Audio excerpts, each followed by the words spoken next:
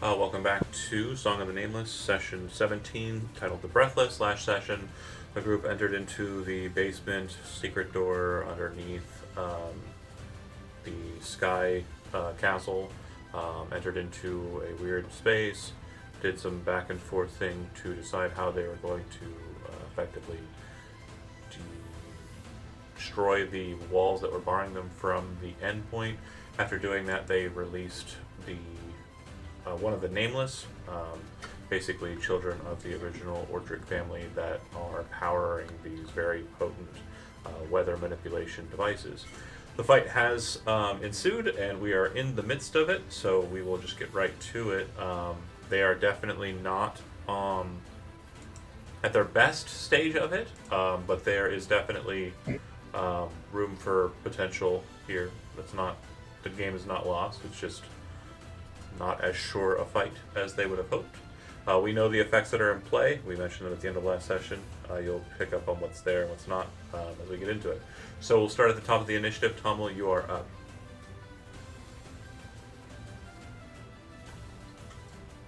And I think everybody got shifted, so I'm going to do that while you're talking.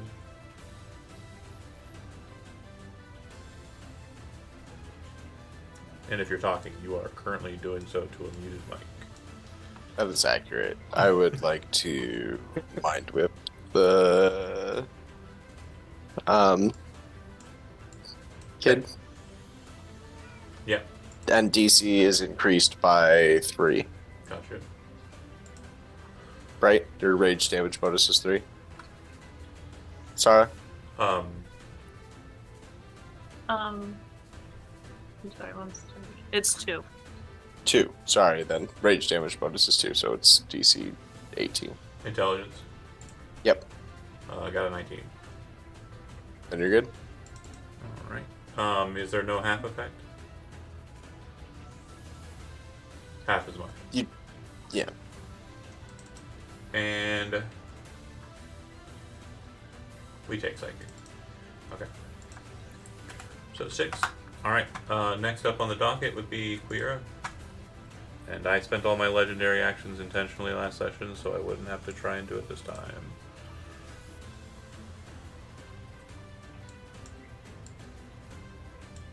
So Jijo, you are up. Okay.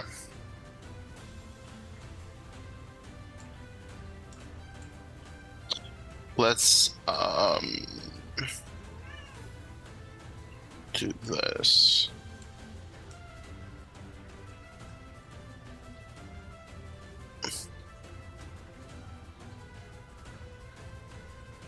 Wait, what?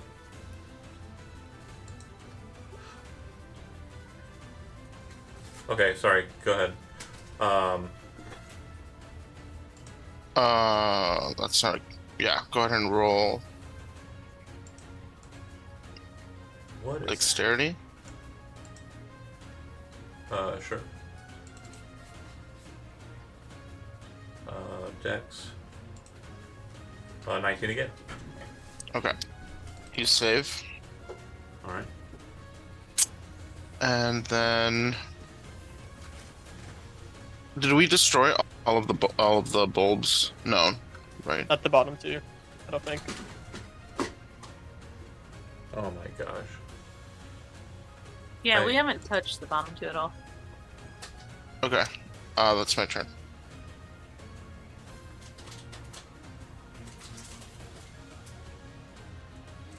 Why is that happening?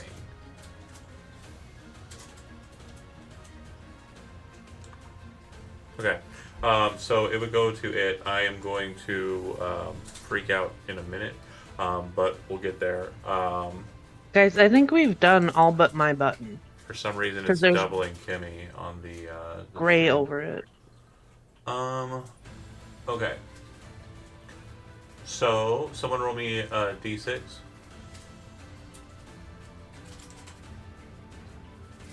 Thank you.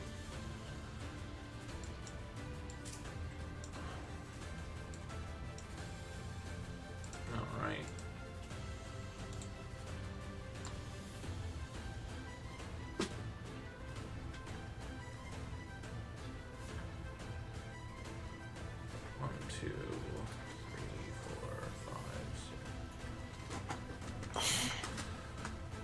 Okay, so everybody in that area needs to go ahead and make a dexterity saving throw.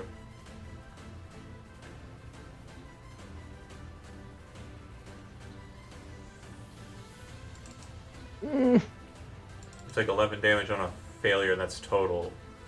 It'll be 5 bludgeoning and 6 cold. Did you roll for this thing here? Yeah, she took it, all of it, and she's knocked prone. So if you fail it, you're going to be knocked prone as well. DC is 16 on this one, or 17 on this one. So an 8 Sorry, doesn't get it. sorry. Am I in that? It's not more than half of your token, so no. Okay. I was However, the double checking. The square will count as difficult terrain.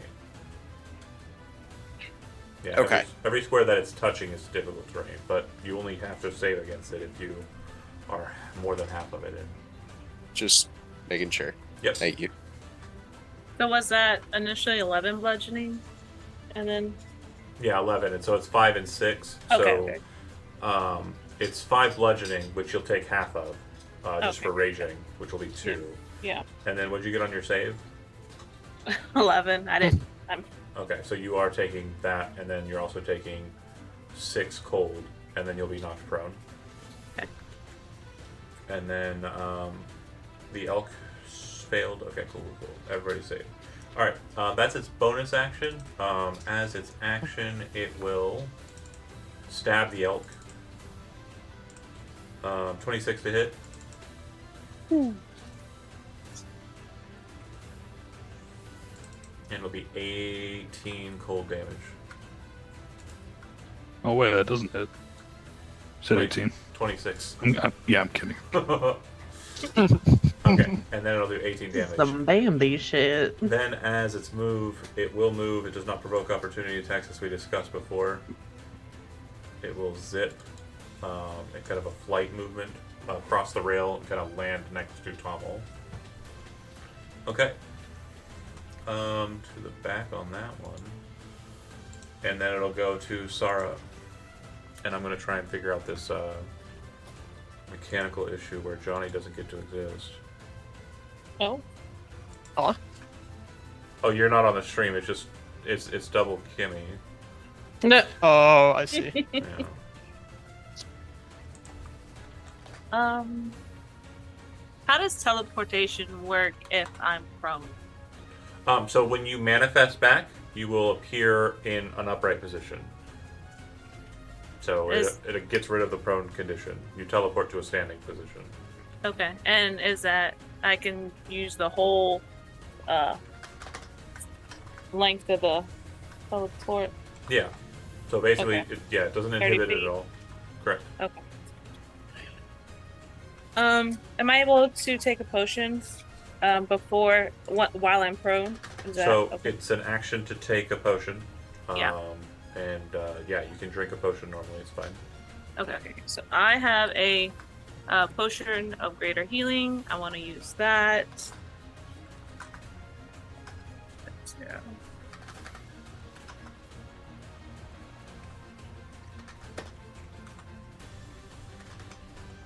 Okay. Sorry, just doing the thing, problem. and then.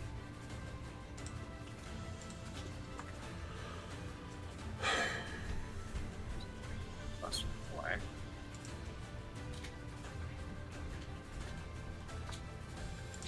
Oh.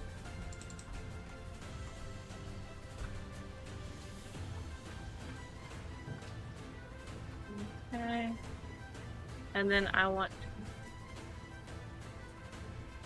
teleport Okay. here. And I want to reckless attack. You can't. You already used your action Oh, to yeah. make the potion. Action. Oh, but I get 2 attacks, so I don't get No. 2. It's an action to use the No. potion. It's not an attack. So when you Gotcha, take the attack gotcha. action, it allows you to do it twice because you're special. But most folks, it's just one action Right. for the attack function. Okay, then for my bonus action, can I use my... Teleport was a bonus action. Oh, okay. Then my rage drops. No. No, it doesn't happen until the start of your turn, I believe. Double check it. Click rage for me. Okay. And also, you just took damage, so I'm pretty sure we're good. Oh, that's true. That's true.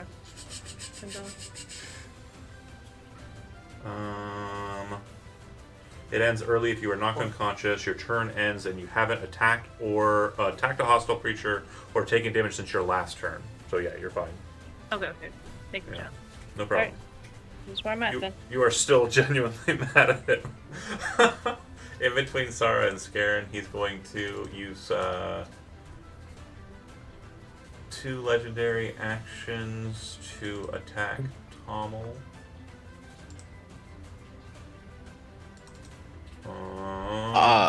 But Reaction on the first attack. well, are you umbral juking? Okay, cool. Then I believe I just murdered a inkling. Yeah, 29 and 19 cold damage.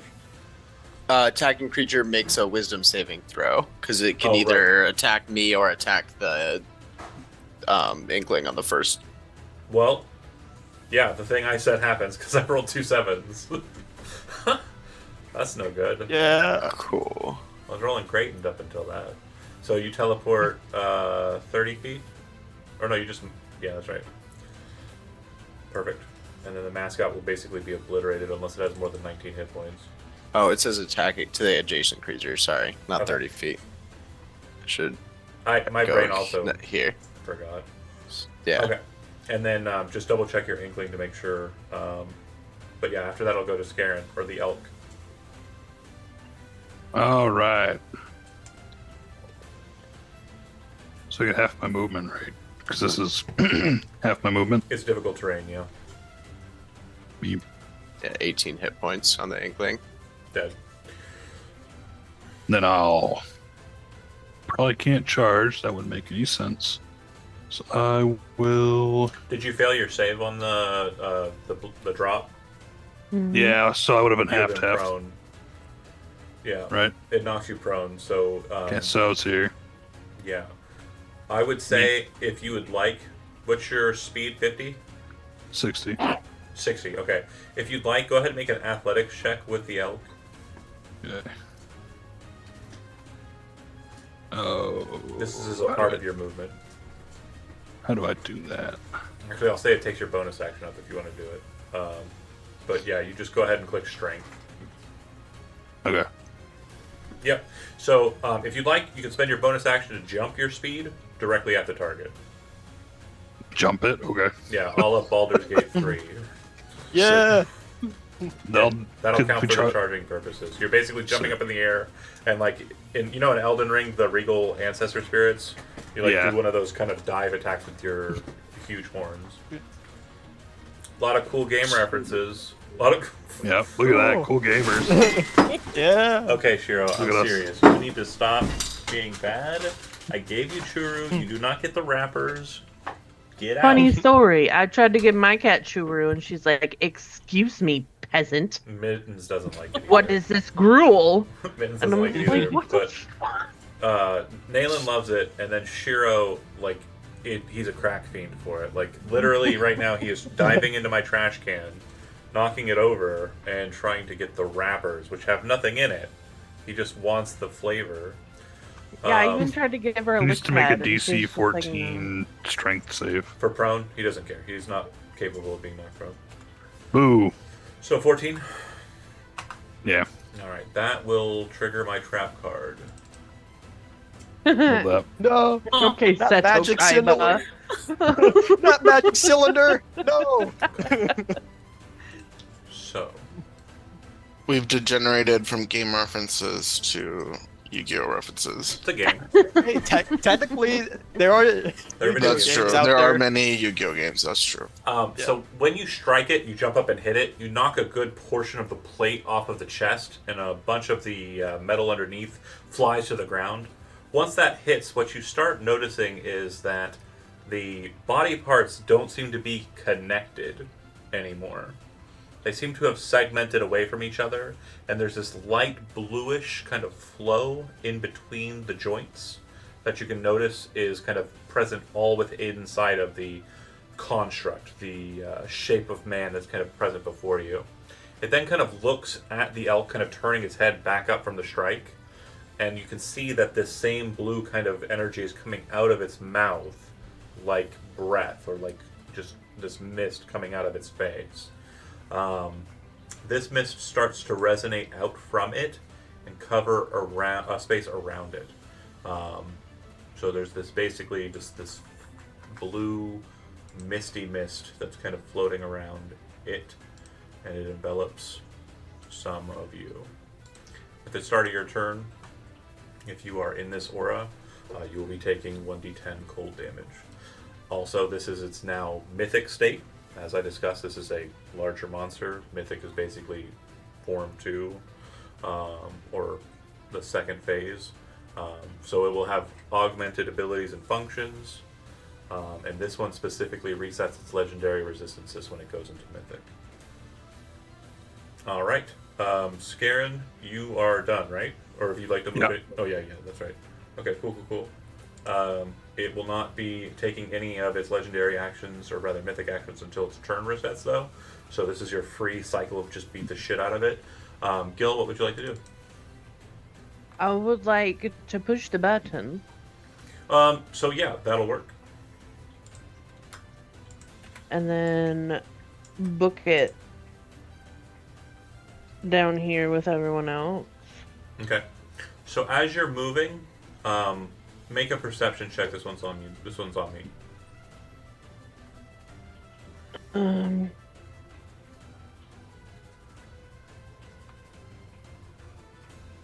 me know what you got. 22. Okay. So what you'll notice is as you're moving and coming up the stairs, you see the orb behind you, and there's just this weird motion in it that's different. You're not concerned with it as you're moving up the stairs. Once you make it like to a point where you can see across the chamber, the other orb, you can see that the crack is reforming and shaping the orb back into its original like spherical form. And you kind of do a double take at the one behind you, and then the ones ahead of you, and it looks like all of the orbs are basically resetting to their fully functional orb side. The buttons do not become undepressed. They are still shuttered. Out of character, or sorry, in a mechanical sense, what I'll explain to you is if an orb is broken, the ones that you still need to break while it's in its mythic stage, you literally have that same turn to push the button, otherwise it will reset, and you'll have to break it again. Okay? So, Gil, that was action, push the button, and move. Any bonus actions from you? Oh, well, I wasn't. I can still do the. Yeah, so it's action. It's an action to push the button. It's not just a tap. So you. Okay. Yeah. You'd be at it. You'd be able to move your speed, and that's it, unless you are using a bonus action. Okay. Or something. Can I? Is it a bonus action to use my expeditious retreat, or is that right. an action? Yes. Correct. To double your speed, to dash as a bonus action. Yep. So you're good. Okay. You'll move double your speed, and then it'll go to the priest. She will stand. As a bonus action, she will healing word on that dork. It's not very specific. Hey. You know who you are. Jeez, I feel called out. It's prompting me to. Oh, that it just went. It just put the text down. That's great. Cool. I love this. This is fun. So that should be the castable, right? Oh, there it goes. Okay, she will do so at 3rd level. Yeah, she's awesome. Actually, no. 3rd level she wants to hold on to. She'll do so at 2nd level. She's still awesome. 7 hit points back for you. Alright. Sweet. And, she will, as her bonus action, cast nothing. She is going to dash so she can move her full speed behind the elk. Cindrix, you are prone, but you are able to act. Sweet. He's gonna stand up. That's question here. Yeah. for the team attack thing or partner technique. The Scarin need to be Depends like, on the technique. is- The technique will tell Oh. you. the. Okay, just gonna post it here. It's initially is partner technique, but party members need to be within 50 feet of each other. Yep. Yeah, okay, sweet. So I'm just gonna put that there. Sure. Alright. Each creature of your choice in a 20-foot radius sphere centered on that point must take and make a dexterity saving throw, so that'd be me, right? Yeah. Oh, well, You again, take the damage. sorry, hold on. That is if John wants to, or Scarin wants to react and utilize the feature. John? What she does. Okay, cool. Then it will go to the casting. So I will be taking damage, and everybody in the aura will take Aura. and heal the same amount. Heal the same. Yeah. So Okay. there's So that good- I think with a 20-foot radius, it's going to get everybody besides. Let me see. it's like fireball range, Yeah, right? just pull a fireball if you can. Yeah. Okay, let me do that. If I just casting that, he's gonna say, "Scare, and let's use our powers so we may preserve and burn this abomination." And as a flavor effect, I'll say it burns the hail. Hey. Oh, Okay. that's. Hold on. I'm all done. Fireball. There we go. Get everybody in there. Yeah, so that would be everybody besides Gil. Unfortunately, he's too far out. And also Queera. Okay. So then, you've got your dice rolled? I'm doing that right now. 5d6. I will fail my DC. I would take half fire damage. So I will take Sweet. 8. And everyone will gain 17 hit points. 8 points. That'll top off the priest. Alright. And for his bonus action, he is going to bring his spiritual weapon closer. Okay. Yeah. It's making its way downtown. Yep. Julie, bro. Cindric's done. Tommel up. Actually, can you use the rest of the movement to move out of there? Yeah. Like, oh, 15 here. Okay. I'm gonna bonus action rabbit hop to here. Oh, do I take aura damage? So yeah, at the start of your turn, you'll take 4, is what I rolled. It'll be 4 cold, and then yeah, you move out of the aura. I'm gonna use my Mastery of Magic technique to upcast the spell. Were you adjacent to me at the start of this? Yeah, Yeah. but I bunny hop for gotcha. to avoid opportunity attacks. I'm sorry. Jeremy just sent a block of text regarding lore, and I when Jeremy does that, I get like really excited because when he gets inventive, it's fun. But it's regarding Saga stuff or the Sunday game stuff, so my brain just shifted for a second. So you bunny hop, jump, then you want to jump farther than that? I can only hop 15. Oh, 15. Okay, cool. And then I mean, I could walk further from here, but all right, throw it a couple more times if you're casting it at first. hold on. I need to double check something. Yeah, 3 levels higher, so I'm casting it as a 6th level spell. Correct. So that's how many? So 6th level spell would mean 5 additional missiles, so a total of 8. 8? That many? Mhm. Bam. I'm not doing the math. Don't look at me. You're the one. 7. Okay. You know what I mean? The dick is just like, you know, it's like after you got it all done, I'm like 15. reaction shield. No, he Aw. doesn't cast spells. Right. What's the total? 26. 26. Yeah. All right. It all goes through. Massive damage, actually. And then anything else? No, Actually, yeah, I got movement. I'm gonna move back to like here, and that'll be the end. Okay. All right. Clear up. Yeah, muted. Okay. Can you I would like to pick up my homunculus and travel with it. Will you make me use any kind of action? Well, if you're grabbing it and holding it, yes, it's Mhm. an action to grab another creature. But since it is trained to do as you please, we'll just assume it goes onto you if you're not wanting to hold it. Okay, cool. Uh, I'm gonna use my action, my bonus action, and my bonus action to move.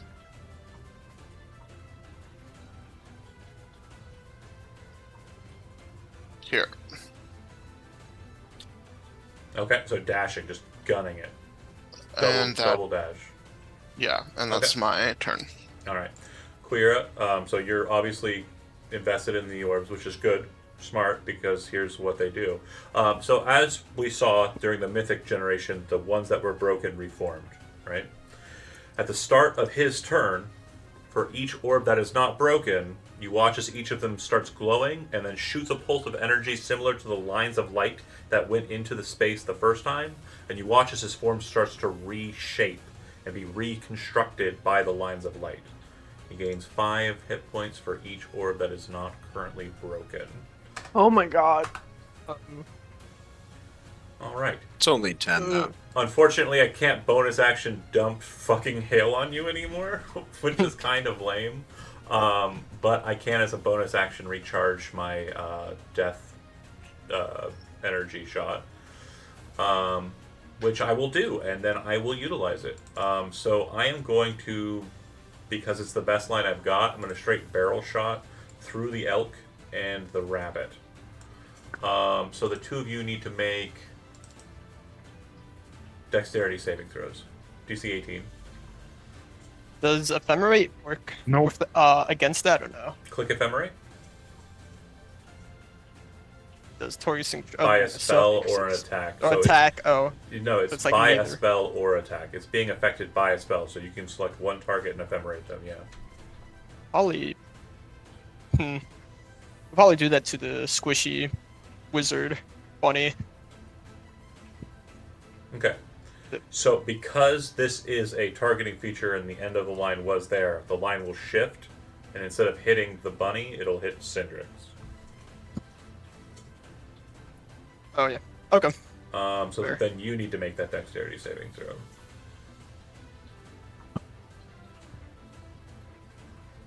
Okay. So you'll take 27 cold damage. Yep. And you will take 12 necrotic damage. And since you failed the Yeah. save, you'll reduce your maximum hit point total by 12. And as we discussed last time, just you're gonna Yeah. just add it to the It's getting number that's pretty already long. minused. Yes. Yeah. And if the mathematical equation ever turns up that the minuses are more than the number on the far left, you die.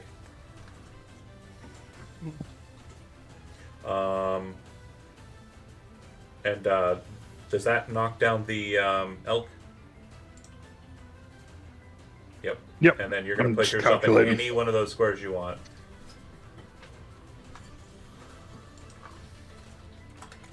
So I had 27, and then the rest is necrotic, right? Yes, the 12. Actually, I had 31. Sorry. Okay, the 12 12 was was necrotic. necrotic. So you had, it was 27 plus 12, but we have to do this accurately because this is very important. How much necrotic is spilling over into the Scarin? 8. Then your maximum hit point total will be reduced by 8, not 12, because Got it. elk died. Its maximum hit point yeah. total doesn't matter That's- anymore. That's what I was going for, yeah. Yep. I'm glad we both had the same mathematical fun times in our heads. That was his action and his bonus action to recharge it. As his movement action, he will not move. And because he is not moving, at the end of his turn, his aura will increase by 10 feet for the turn. Alright. Sarah, you are up at the start of your turn. You're going to be taking a big fat 1 cold damage. Massive numbers rolling here. I'll take it. All right. Okay. I want to attack recklessly. And Zach, I forgot. Is your spell slot level 3? Your highest Yeah. spell? Yep. 3. Okay. Does Hey, 25 hit? crit. Yes, it does. And then that would be +3. So we're looking at a total of 22. Yes. Solid. Oh, is this weapon magical? No, so it'll be half because Yeah. that's not my magic So, stat line. okay. Oh wait. my second attack. Yeah, I'm because sorry. I was going to say, wasn't it on fire and magical at one point, but then I remembered I've knocked Johnny down so many Yeah. times this fight. Yeah, I'm like being a yo-yo right now, going up and down. Yeah. Yeah, so it was. But not much. Well, that last one, it shouldn't have been you. It should have fucking been Zach. Yeah, I know, but he's more concerned with his friends than himself. 20 will hit as well. Okay. And That then- bunny is way squishier. Plus 3 more and then halved. So 13 halved is 6. Yeah, so 6. Okay. And then bonus and- action? Do you want bonus to lightning him? Yeah, I want to try lightning. I want to see what kind of damage it does. Okay. So that's 1 It's 1d6. 1d6. And I have to save against it, I think. It's a dex save, which I failed. So I will take the 2 damage. Okay, full 2.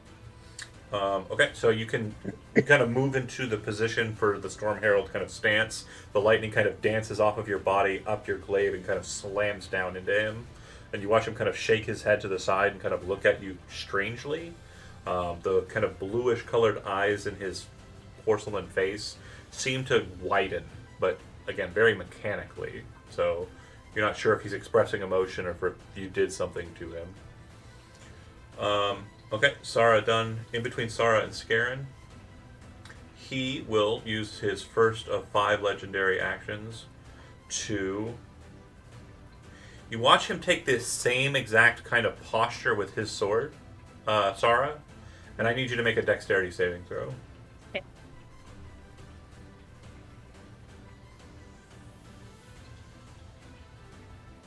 Success. Hey. So you will take nothing. But you watch as he kind of takes the same posture, and instead of lightning kind of dancing towards you, the cloud of like cold air around you kind of rushes into like a spike, kind of slams down towards you and lances into the ground. Scarin, you are in the aura, so Okay. you'll take 4 cold damage at the start of your turn. Love that. And which of the orbs are not broken? The orbs are all fixed. Which of the buttons are not pressed is the real question, and that would be the southmost. But again, right now, all you have to do to break an orb is do 10 damage to it outside of its hardness of 10. Okay. Force and bludgeoning is doubled. Oh, and thunder. Thunder is also doubled on it. Everything else it's immune to. So I guess I'll go Oh, except piercing and slashing. Yeah, it takes those normal. 30 Uh-huh. and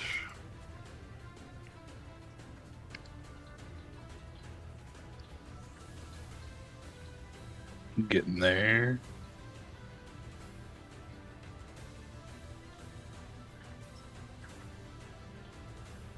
On the globe. Yep. Okay, so I like it. What I will state is because you're casting it from kind of inside the orb or like near the orb, you're not casting it inside the orb because you can't cast through it, right? You're casting it kind of on the line, like around the rim, and kind of causing it to force inwards. That will sufficiently break it, but the thing is because some of the structure that was holding up the erupting earth was the orb, the rock of it, if you will kind of fall out to the side and kind of fall into the space where the orb was. It does not remain. Does that make sense? Yep. John, you got that? You already went to mute? What? No. That's What? weird. I asked you a question. That was odd. I didn't get a response. That was real odd. I kept saying like, "What? No, I'm here." Okay. Yeah. I Okay. hear you. Got it. Cool. That was weird. Okay. So yeah, it's broken for the time being. This button is glowing, and if that is pressed within the full cycle, like before your turn starts, then before your next turn starts, then you'll be able to seal that one. Okay. Scarin done. Gil, you are up. I'll be using Oh, my. I'm sorry. In between yours and then, sorry, I keep forgetting. So my war priest will make a dexterity saving throw.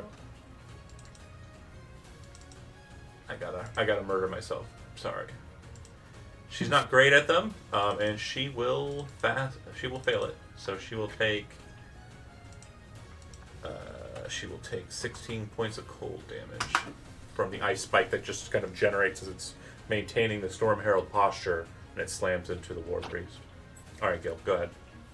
I'm gonna use my action and my bonus to freaking book it.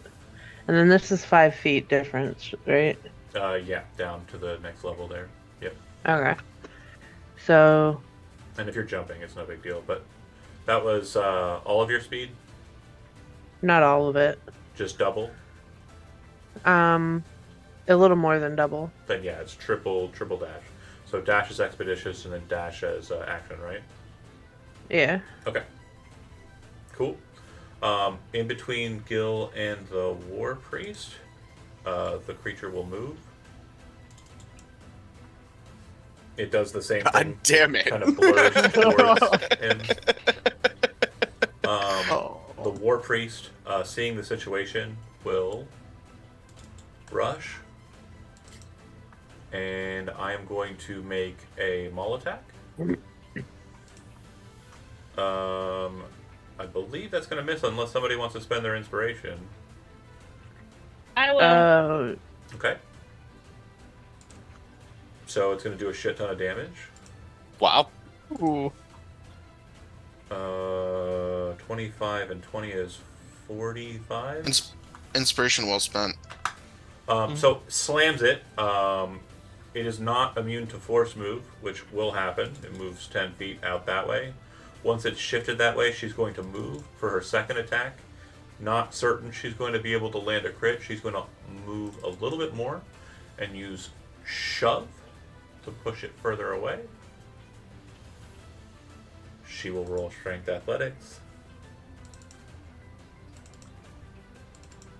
And he will roll to contest. Very strong, but not strong enough. Her special trait states she shoves for 15. And I know, Quira, she is moving her closer to you, but she's also getting them away from the squishies. And then as her last attack, she will Holy Strike.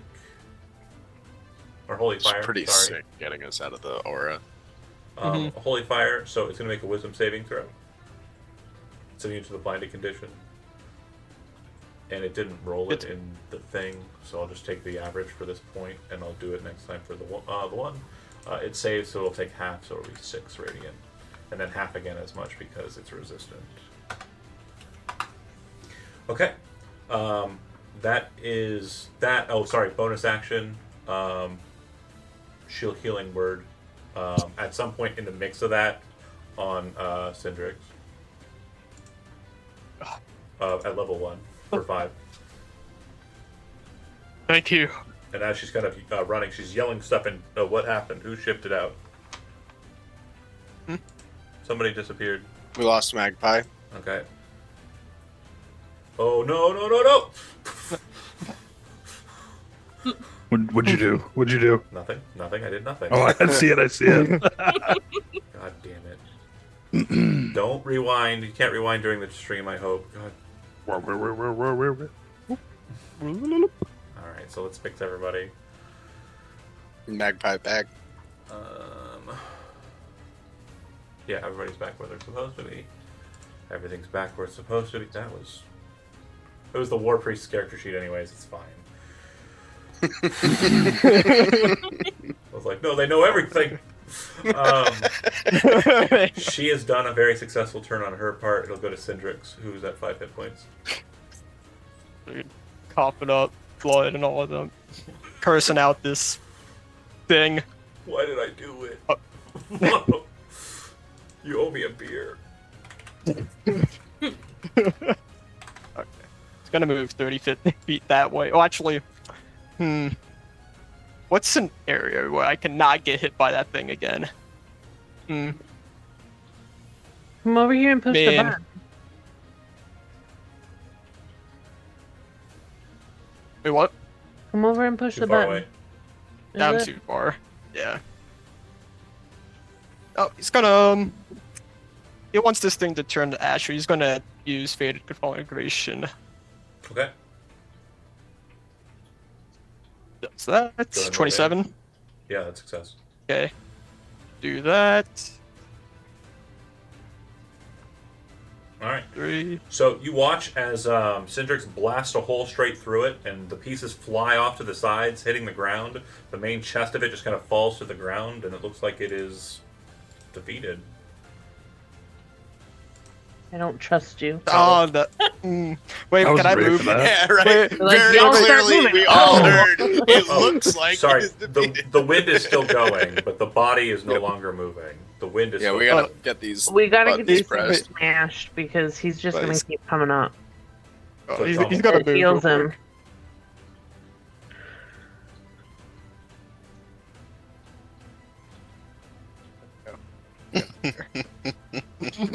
I'm trying to smash the last orb there. Okay. The tentacle rod. Oh, all right. Hit. Is it just the one down here? 2 damage doesn't get past its hardness. 3 to 6 doesn't pass its hardness. 6 will get over its hardness. 2 damage to it. It needs 8 more damage to get through to break it. I did some. Yep. Tommel done. Quira, you are up. Yeah. Kuyura looks at the kind of slimy surface of the orb. And she's like, oh god, okay.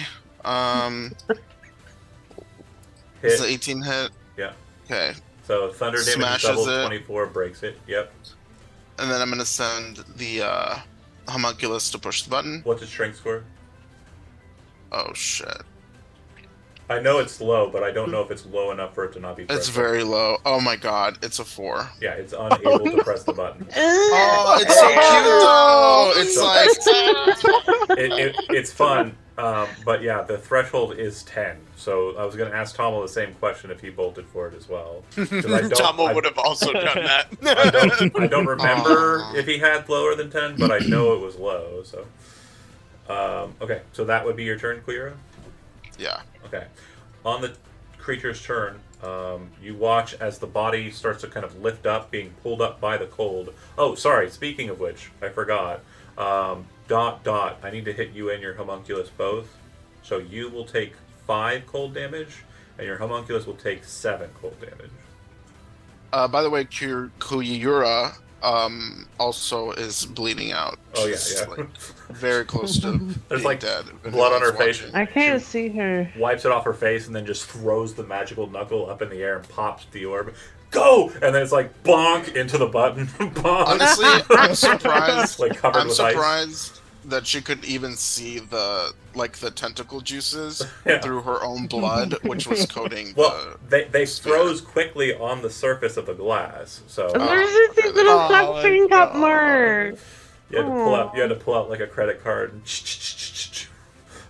get it off. Never mind, it's a Midwest joke. It is. I get it. So the point is when Johnny and I are like, what the fuck?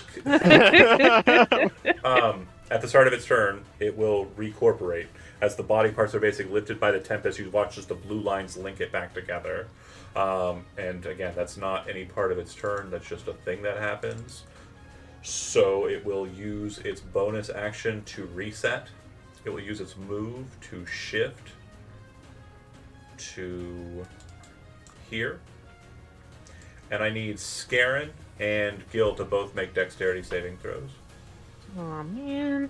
Not me. Oh, no. Okay. You're in its aura, but you don't take it when it moves on you. You only take it when you start your turn. Okay. So it's shooting the cold line down at them, and both of you will fail. So you'll be taking 29 cold damage and only 9 necrotic damage. Since you both Only. failed, you'll basically be lowering. And again, for you, Garen, you already know the drill. But for you, Gil, just put where you have the plus number, put minus number after that, so we know the subtraction. And it'll be 9 off of the top, and then all of the damage, which was 29 plus the necrotic, which evens out. So you should be knocked out, right, Gil? Oh, you very. Okay. And that is his bonus action movement, and then he did move, so he's not expanding his aura. In fact, his aura is shifting back to 10. He literally died trying to push a button, guys. Save. We'll see. So yeah, his aura shrinks back down. He is done. It is Sarah's up. Okay. Oh, and hold on a second. Sorry. 1, 2, 3, 4. Because I got just beat the crap out of all over the place. It had one legendary action cycle when it started its turn, so it will regain hit points for its excess. Okay.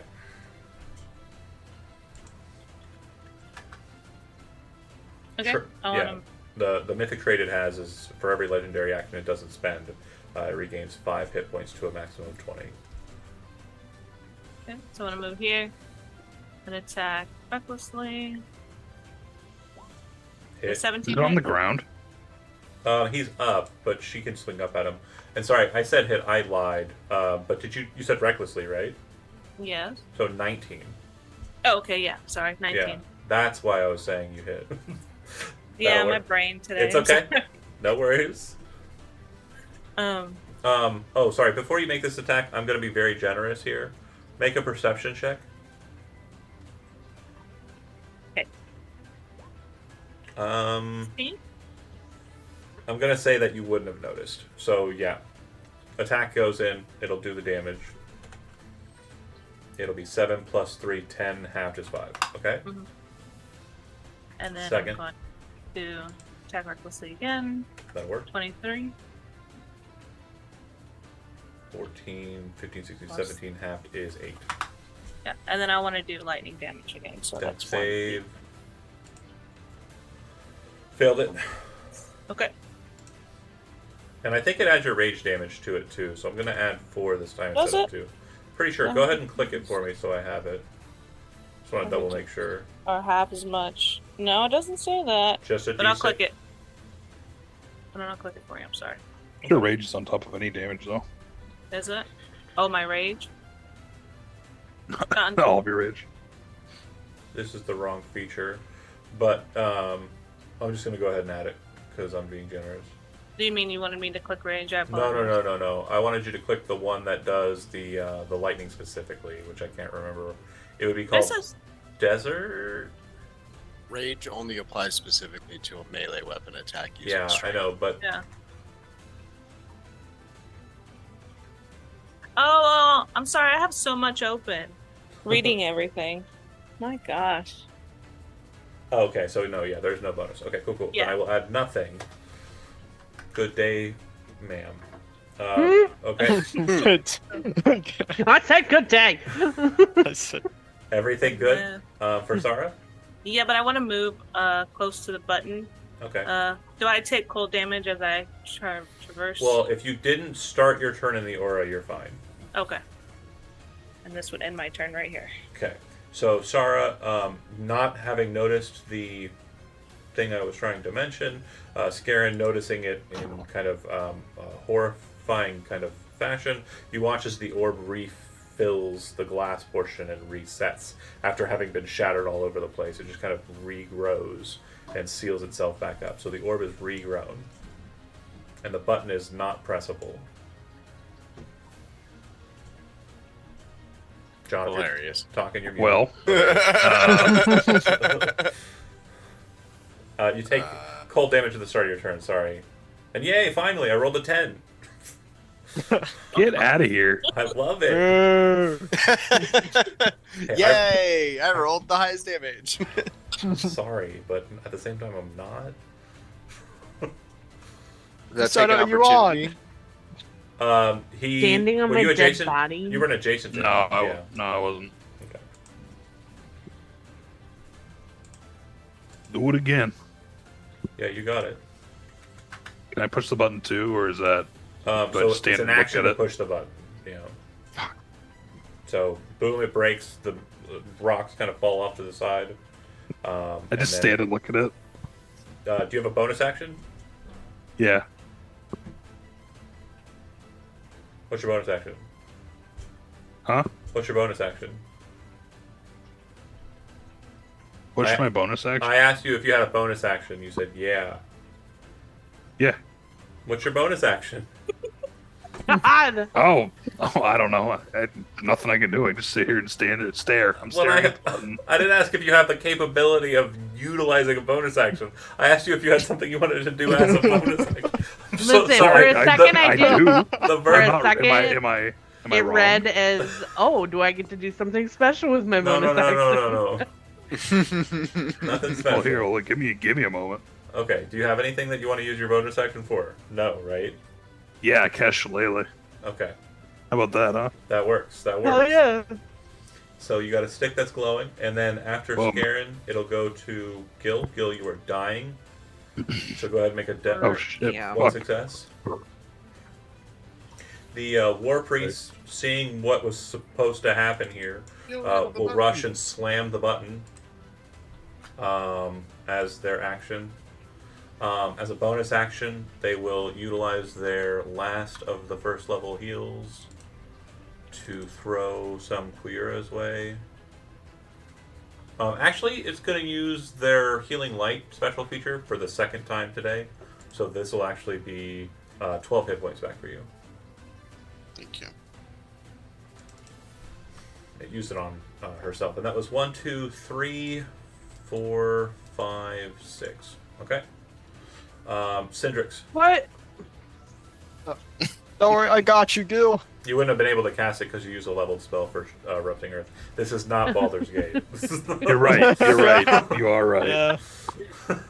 Yeah. My mind's been Oh, poisoned by the gate. I know, same. I kind of just Yeah. I kind of just want to throw stuff out and just be like, okay, it's closer to the video game, folks. We got brainworms. Yeah, we got brainworms, Yes. literally. We got the tadpoles. Oh no. But does that give us superpowers? Yeah. Because Yes. I'll take them. I'll do Yeah. Syndrix, sorry. Gonna use, yeah. He's gonna use healing word on Gil. Okay. Go do. Oh. Shit. Okay. Seven And for his action, well, I'm gonna see how far this guy is. He's still up, right? Yeah, he's Okay. he's Yeah. up on the railing. Okay. Hold on, let me go get closer. I gotta move about there. He's gonna use his channel divinity, Radiance of Dawn, to Yeah. try to burn this thing, trying to kill it. With DC 16. On save. Half as much on a failure or on a success. Okay, so it'll be 10, and then half of 10 will be 5 because it's resistant to radiant. Okay, so you emanate the light outwards, kind of hits it, but doesn't really do much. You can see kind of the white of the porcelain face kind of singe against the dawn, but it doesn't seem to Okay, kind then of he's gonna. knock it over. Go ahead. Then he's gonna move back. Okay, well, bye. Yep. We had fun. We had our fun. We're gonna leave now. Yeah, we had. Yep. Tommel. Tommel. Tommel. I think just gonna step up to here and we still have the special tech going. I think this is the last time I'm gonna try and mind whip the Okay. advantage. So 18. And intelligence is one of my better saves. 24. Yeah. Alright. Yeah, plus 8 on the intelligence saves. Okay. Back up a little. And then we'll move to Quira. Okay, so again, gonna move this way, and the homunculus is gonna very adorably, kind of latch onto Quiora's like cape or whatever. Um, I say as long as you move within that's 5 feet of it, you can collect it, and then its okay. movement will be basically spent during your movement. Cool. So that'll be my dash. No. Okay, my movement, and then dash instead of an action. Okay. Then I stop there. Yeah, so that's a bit of a jump. If you want to hop over, it's going to be an athletics check to jump up, climb over, and then jump down. That's fine. Well, the jump down's fine. You don't have to make an athletics check. Just the jump up. DC 10. It's not huge. You're fine. Oh, Hey, good nice. gravy. Okay. Like a gazelle. Jump up, kind of grab a hold of it. You kind of pull yourself up a bit, and as you're kind of getting your knuckles up onto the ledge, you pop the magic girl strike, so you shoot up and land onto the bridge, rushing over, and then jump, sliding across the rail, hitting the magic girl strike to slide into position. I am giving 100% of that credit to the magic girl And then the shenanigans. cool goat, or the homunculus goat face. Is it a giraffe face thing? It's a llama. The llama llama. face. It's kind of just The latched llama. onto your Don't pauldron. bully them. I don't Okay. know, they're all the same to me. They're so cute. Okay, so now it's gonna attack the So you just dashed, right? yeah. Okay. Do you have any more movement at all? Like 5 feet of it? No, I used my movement and then I used my action to dash, and now I'm using my bonus Action to make the for homunculus do the the homunculus to attack. It rolls a 20. hits. It 6 damage on the That orb? orb, and that's my turn. The orb's broken. Oh, it is? Yeah, it just needs pushed. Oh, fuck. Okay, I could have done that. So when John took his turn, Scarin hit it with an erupting earth and did a shit ton of damage. He's basically wasting spells, second level spell slots to break it open every time. Okay, so it's broken again. I'm so sorry. Well, you want to shoot? Do you want to shoot him? Because that's what the damage I took off of it. I want to shoot him. Bam! Laser shot to the face. Okay, it'll go to his turn. This orb down here is broken. That orb on the other side is broken and reforms on Quiora's turn, so it'll actually be active during his turn. The button is still pressed. The orb is active, though. The orb refreshed. So we're looking at a total of 5 current orbs that are active, so he'll only gain 25 this turn. And then he will refresh as a bonus action, move to this portion of it, lining up 3 of you neatly. Destiny. And I will go ahead and use his cold snap. I need the homunculus, Sarah, and Scarin to all make dexterity saving throws. Wait, that's Oh. the. Do I need to make one too? And Gil, yeah, you're under there. I forgot. Wait a sec. Can I use ephemerate again? Yes, I will allow that. I just want to make sure you understand that I can change my target completely. So, do you Actually, want to?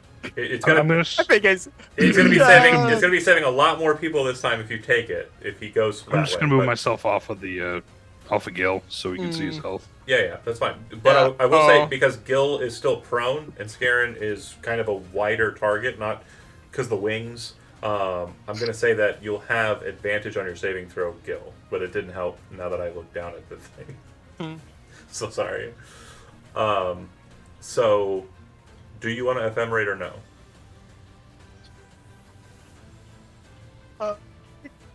No, but. Okay. Okay. So then we're going to just blaze right through them. So the homunculus, Queer is not included in this, just as a heads up.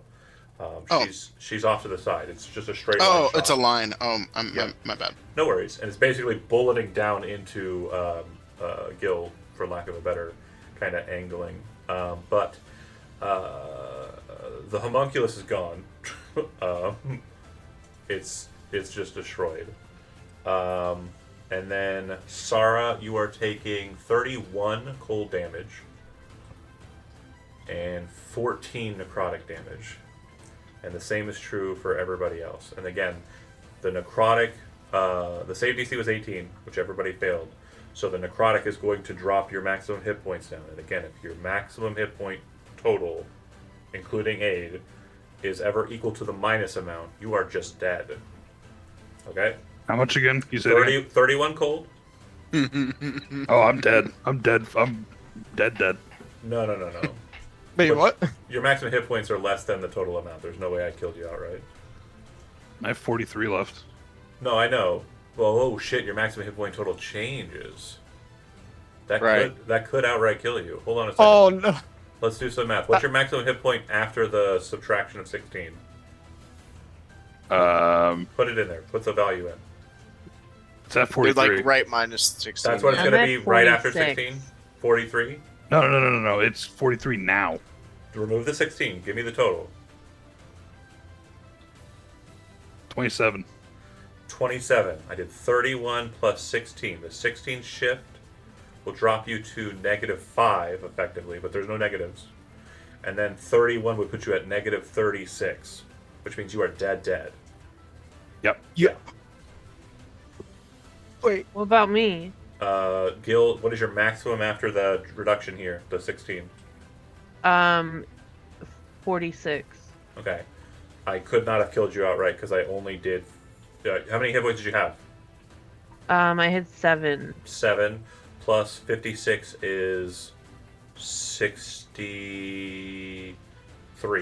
And I dealt 31 plus 16, which is less than 60 something. So you are at 0 just with the new maximum total. And then Sarah, what was your... what's your maximum hit point after the reduction? 43? No, actually, because I already had a reduction of 14, Uh-huh. and then 16 brought me to 30, and then if you said it was Dead as well. yeah,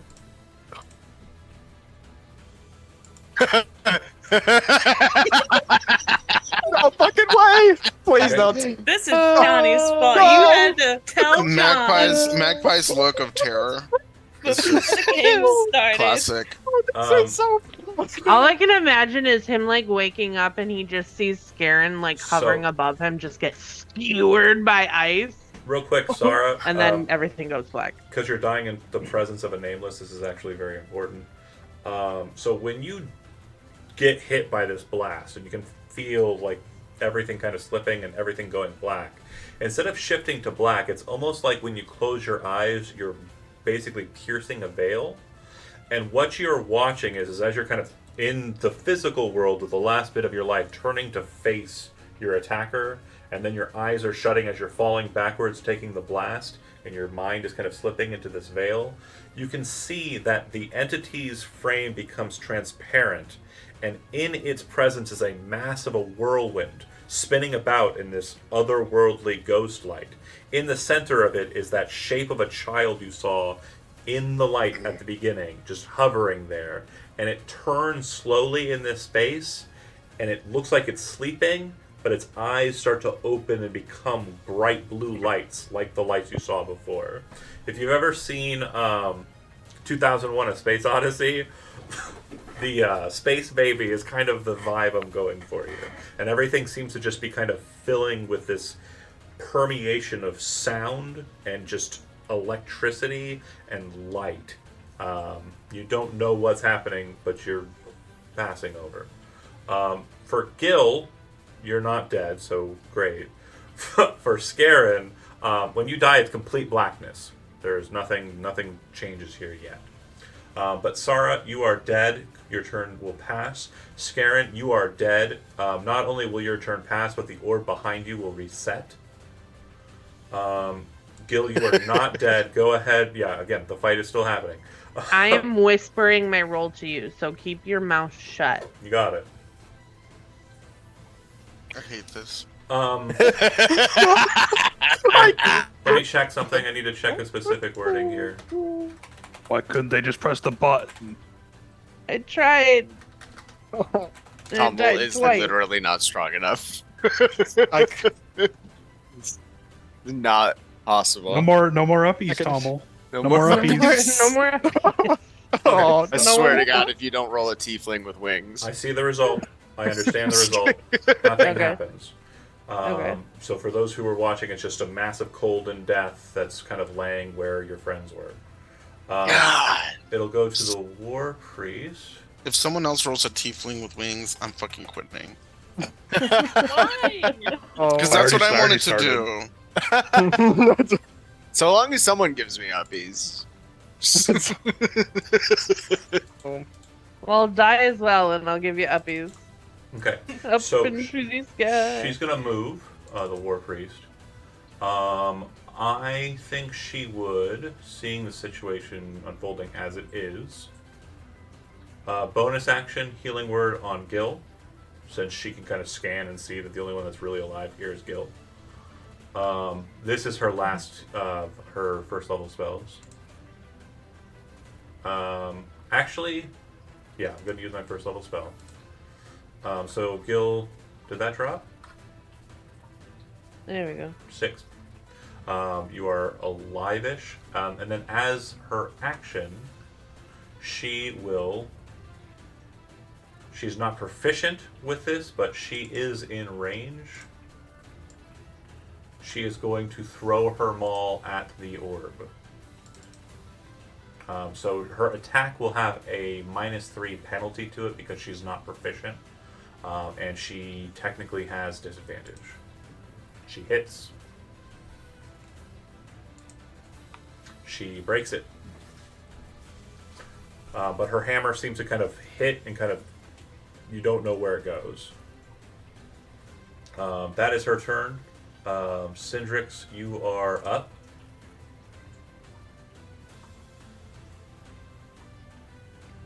So I'm just trying to recover from the shock of. Everyone Well, died. At the party. Oh my god, no! I could have. I'm gonna traumatize poor Johnny The here. main I know, character's it's so- dead. The main character's dead. Yeah, you killed the main character. The main character died. Did we not have This is- Revivify prepared? I do, but I only have one. We only have one. We only have one. Well, well, One Main pass, I character. can't use- Hey, we Oh, only got one no. main character, so see all around, I guess. Oh, So Syndrix, what are we doing? I'm crying. I want to get to the exciting parts. The exciting part. Yeah. Shoot. So it takes an action to press the button, right? It Yeah. does. So You if don't I have a way to can't- move. I'll be honest, we That already know dashing, that the do button you? is getting pressed. That's happening. Yeah. It's a thing that's going to happen because Yisho's character is right there. So Yeah. Right. Yep. the only thing that's going to Oh. happen is they're not going to take an opportunity attack because I'm actually 5 feet above them. So they don't have to worry about that. They can just move. Oh, away. okay. They I will didn't take. realize that. They will take the cold damage at the start of their turn. Wow. I don't think it'll kill them. Oh my god, I'm. What are we doing, I'm Cedric? sorry. I'm sorry. Yeah, hold on. Well, so to not do the button, the best way to do this is trying to kill that bastard for killing. Big up. My big friends. attacks. Yep. I won't Murder. stop until you're nothing but ash, you abomination. Just How breathing. dare you? Breathing I'm fire a as you're baby. walking into Gotta range, use- throwing flames out of your hands as you're kind of like Yeah. pulling it just raw from the thing. All of those fucking hit. Yeah. Yep. Go ahead and give me the damage. Okay. And you ignore That- resistances, right? Yep. Do that. Yeah, so basically, jeez. similar to how it was blasted through by your last attack, it falls like Tinker Toys to the ground, just a scattering of metal. The wind is still blowing, and it's just laying there. Syndric's done, Tommel up. Wait, I'm not. Oh, sorry, done. go ahead, Well, that was my second level spell slot. For his action, he's gonna use the harness. Oh no, that's a bonus action. Okay, he's gonna use his bonus action to cry or be depressed, and that's gonna end his turn. Yep, that sounds good. Tommel. It is a free action to cry, though, just as a note. But because of all the fire, Oh. the tears just sizzle on your muzzle. Yeah. Yeah. Oh, I kind of. Oh, man. What's funny is he could have shifted it to him. I know I could have, but he. Out of character, I will let you know, I wouldn't have moved it. I would have still targeted the same line. Like, I just would have been one less person dead. Oh, what? That Can doesn't I make me step feel up better. and chill touch the body? Damage can't be done to it. It's an object, so it doesn't matter.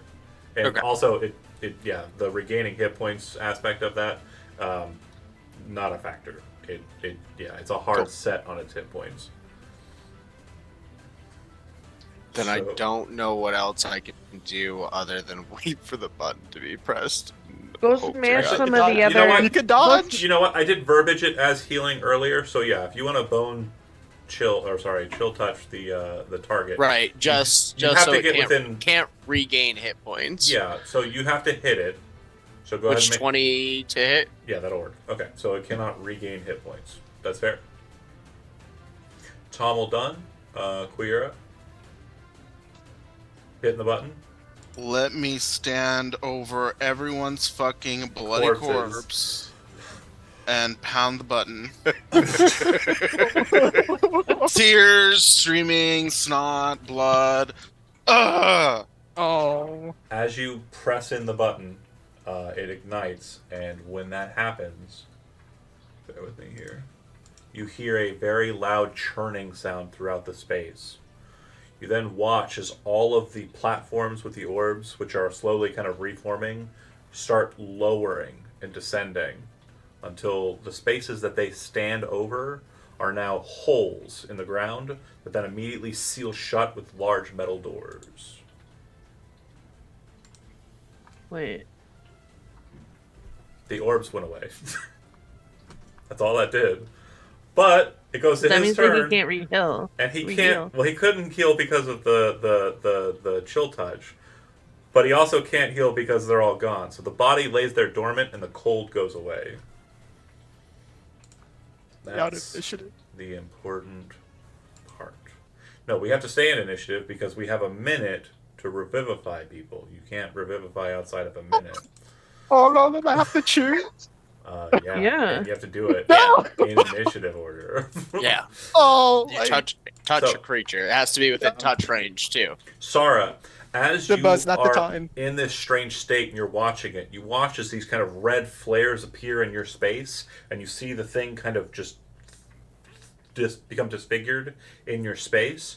You watch as it becomes angry, and the eyes kind of turn towards the north like they're looking at something that you can't see.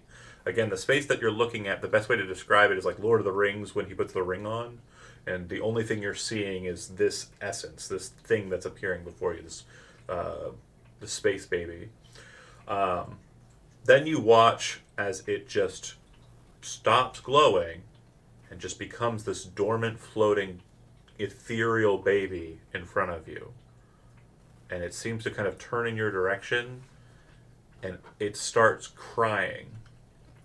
When it does so, you can kind of hear in your mind the essence of this forlorning, kind of crying, and this kind of achingly sorrowful whine.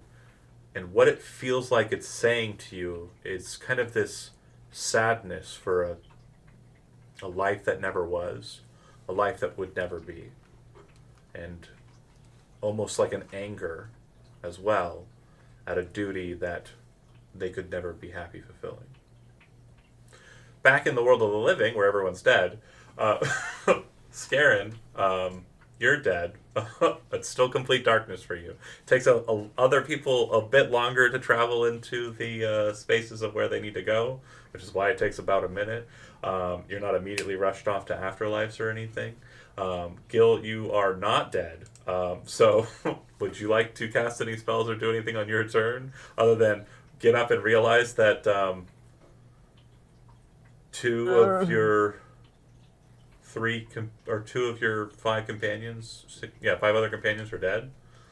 I feel like initially as he comes to, he's like reaching for the button and then realizes that the button is not. Quiera's kind of standing over top of you. Yeah, and it's just full like, on, what's going on? Looks around. There's You probably look up at Quiura and her like blood like drips into your eyes. Yeah. So he's just like, oh, what? And then like looks over and then sees that Sara is like, Well, To put it into context for you, Gil, you remember Scarin standing over you, and the way that he's been blasted off of you, it basically looks like he slammed into the pillar where the orb once was, and his body is just so broken, like it's like a bird that smashes into a window. Yeah. But again, in a more dramatic way, not so hilarious. Like it's a sad situation That's where hilarious. a bird hits a window. I mean, it can be. Like sometimes it's the point is it looks like he put himself in harm's way to try and spare you. Oh. I don't know if that's something John would contextually say is the case, but at least were the optics. But Gil, do you have any actions? Yeah, he's that kind of guy. He'd do that. Nothing mechanical. Oh, I have nothing I can do mechanically. It's just gonna be like a lot of like confusion and then just like angst. She will dash, and she'll kind of move towards Sarah, drop down to her knees, and as she does so, as a part of her dash action, she's fumbling through her pack, and you can see her pulling out a handful of crushed diamonds. Okay. And like Gil's like rolling over and like trying to like figure out which person he should check on, but like can't seem to function at the moment. You'll remember very precisely when I said, I'll cast this at 3rd level. No, I will cast this at 2nd level instead. You knew! I very precisely said what I said. There was a part of me that was genuinely hoping I bulleted through all 3 of you so that this choice would be harder for Johnny, but again, there was always a situation where Sarah was going to live here because of those connections. Yeah. So Bird or the elf. yeah. Right. Almost. jeez. Sadly, no. But yeah, not saying there's plot armor present. It's just, again, she has an importance with this character that is also pretty beat the fuck out of. But that she can't do it on her turn. So Syndrix, you're up. Oh. He's like, I'm gonna save the diamonds. Okay. If you want, I mean, you'll see that she is bringing Sarah back to life. You'll note that when she was pulling out the purse, she was basically pouring out the dregs of the diamond dust into her hand. So she does not have another casting of this herself. Do you wish to cast Revivify on Scarin? Yes. Or do you wish it to be funnier? Okay. So if that's the case, we'll move out of the initiative docket because it doesn't look like there's anything else that needs to be done here. Okay. We will both cast Revivify. As you hear the child crying, Sarah, and before I rip you out of the near ethereal, is there anything that your ghost would try to do in response to this? Probably try to reach out and hold the child. And the second that your hand touches it, you feel a very sharp chill enter into you, and the baby becomes bright white light, and like a tunneling effect, you start to kind of see the ceiling and the world around you as the spell Revivify is cast on you. When you come to, though, I don't know if you've ever had a morning where the blanket got away from you and it's just cold as heck, like in the middle of December, and you're just like, your feet are freezing and you're just chilled out and your teeth are chattering. Or, your wife stole your my wife stole my blanket away from me in this analogy that's gotten away from me. The point is you're cold when you come to. And mechanically something changes with you, but we'll get to that in a bit. But... Also, Revivify is now called Revivi. Revivi. Okay. Revivi was cast upon Sarah. Revivi. What I remember, that baby incident, what I remember. Revivi. Okay. Revivi. That was all stuff that you were cognizant of, correct? It's like Covfefe, but Revivi. Yes. Revivi. So I think as I'm being brought back, I would wake up but kind of still like as if I'm reaching for that baby and looking around, looking for the baby. I'm right here. I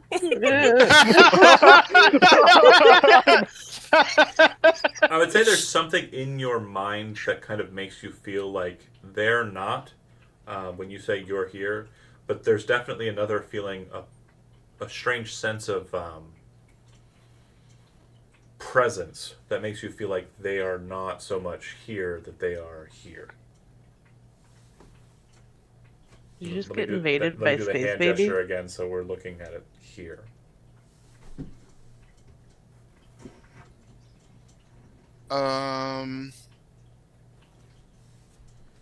I don't love that.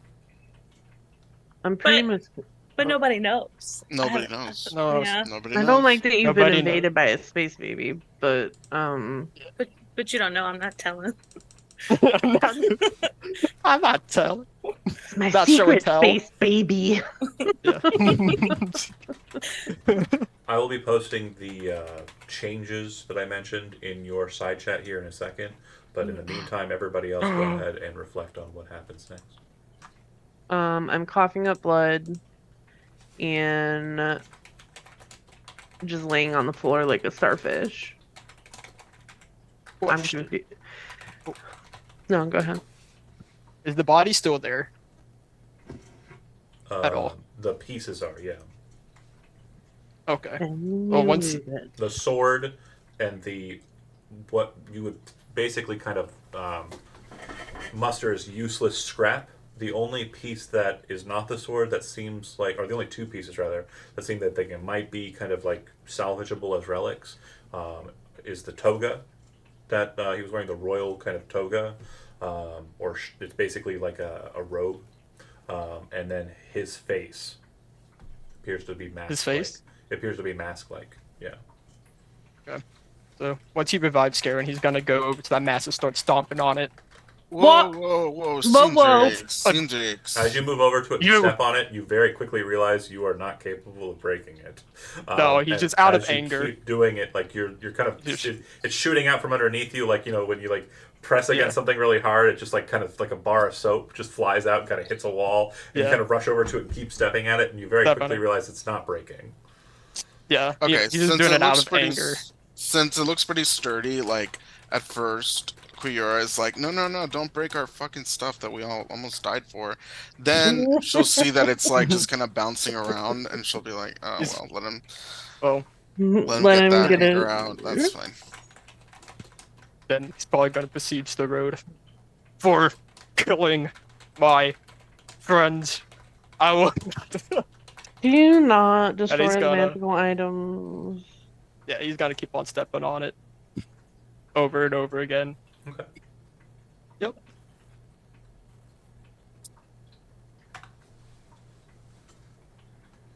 Hey, Cindrix? You good, buddy? He's not gonna answer. Hey! Hey! All right. Hey! Oh. Like, he's literally just gonna keep Yeah. doing that from He's laying gonna- on the floor. Yep. Until Probably. Cindrix answers him. Probably cast.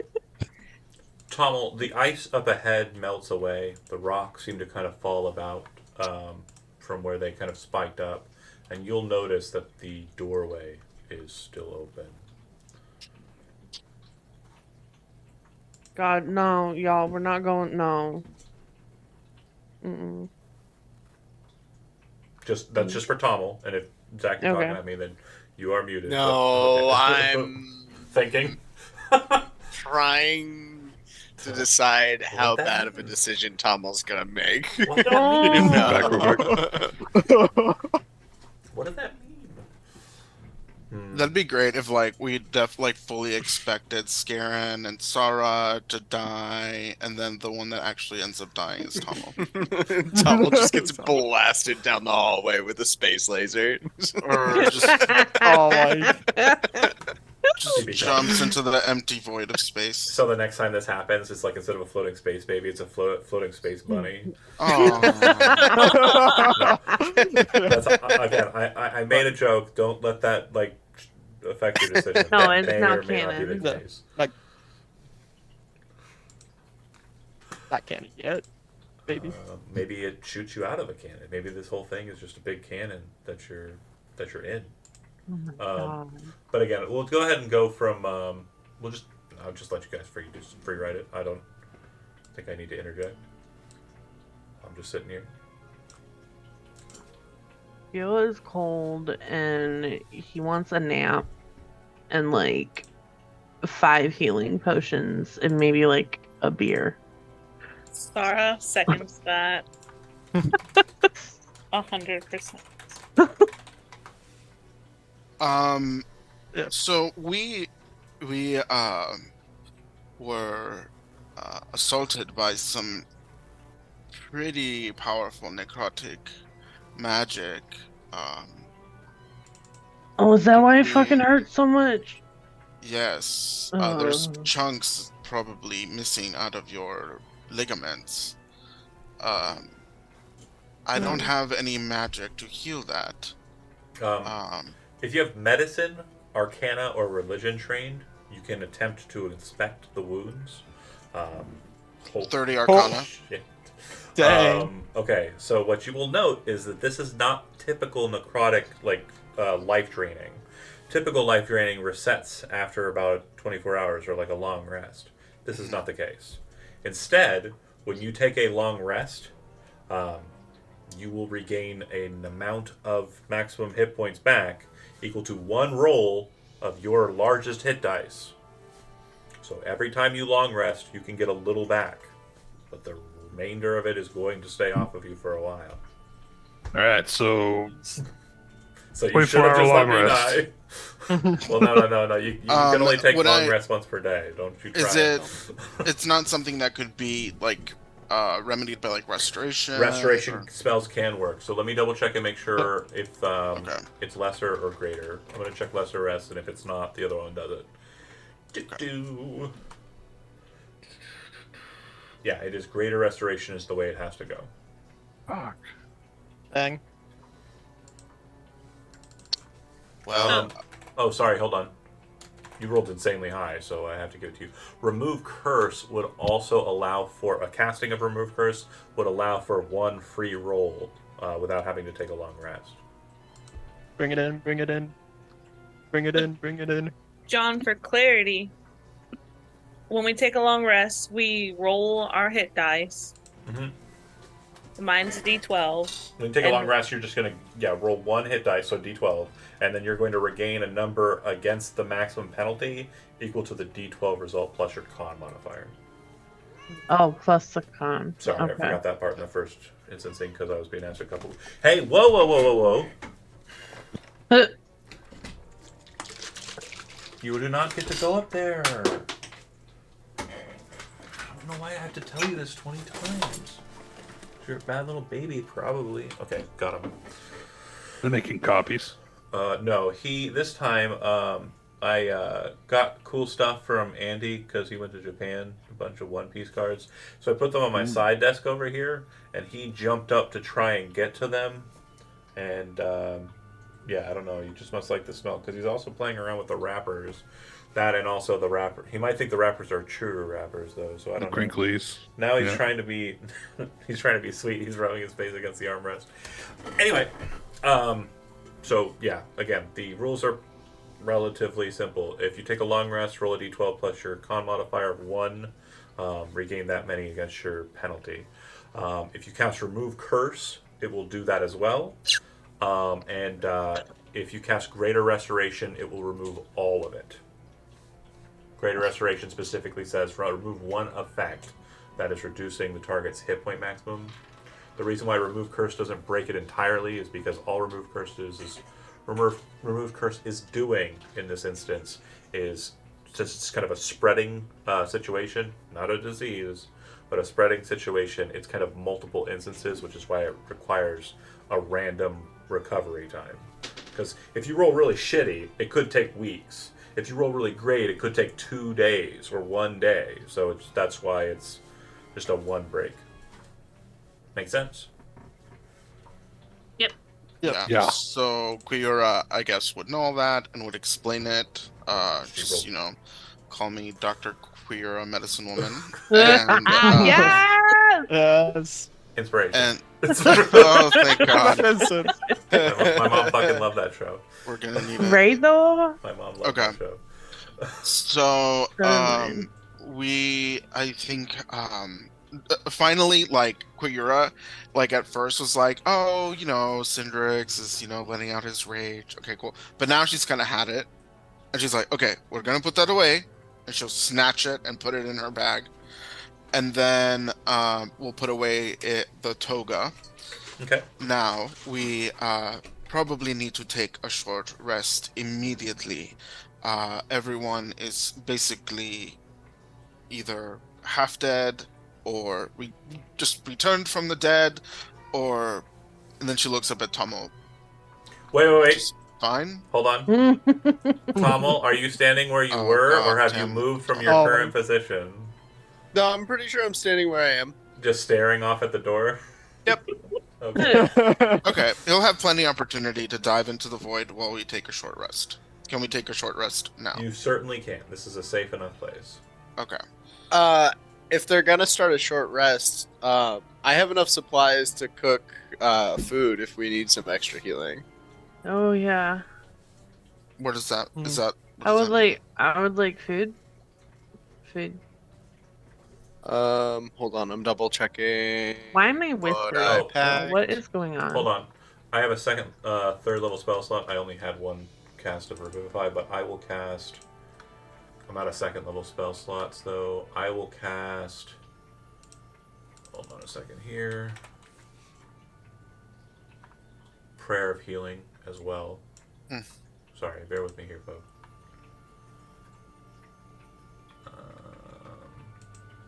So this is it. I didn't mean that last one. I only had 3 hit dice. No, it's okay. So everybody will get. Let me double check the wording actually. 6 creatures, so that's all of you. She will just take her short. Well, rest. you can leave Tomo out because he's. Okay, then she'll do herself. Okay. Yeah. That'll Yeah. actually help. I think So that fif- puts her at 87. Yep. Yeah, she got beat the shit out of Yeah. for her 100-something hit points. So yeah, she'll heal everybody 15. Oh yeah. Gil's still laying on the floor. Mm-hmm. He's just like, no. He went down twice. During the short rest, do you, Oh, yeah. do you want to identify the items? Queera? Yes. Cool. The robe is... Is it fashionable? No, it is a robe of summer. It's an elegant garment made from fine cloth in hues of red, light oranges, whites, and golds. While you wear the robe, you have resistance to cold damage. In addition, you are comfortable as if the temperature were that of a balmy day, so you suffer no ill effects from the weather's temperature extremes. Cool. And I have enough supplies to cook 3 portions of humble pie, which can either do an extra 1d6 of healing, or you can eat it during a long rest and gain all of your hit dice back if like 3 of you Yeah, want to roll extra hit die during this short rest, and I can just because normally make on some a humble pie. long rest you only recover half your level in hit dice, rounded down. Good. So I Humble can pie. make 3 portions of that while we're sitting here. Cook it up real quick. Almost got supplies. Awesome. I If 3 cannot- people want. Did you? I'm sorry. to Robe of spend- Summer. Robe of Summer. Yep, it's in the. It's a real magic item. Oh, it's in the compendium, right? Yeah, it's out of Denham's Day. Yep. I have one. And in then BG3. the mask, a bit more unique. I need to go into my notes here.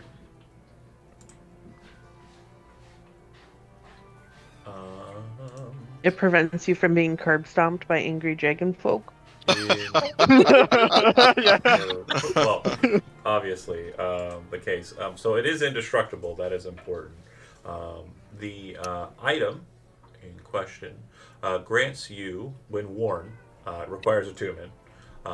It requires attunement.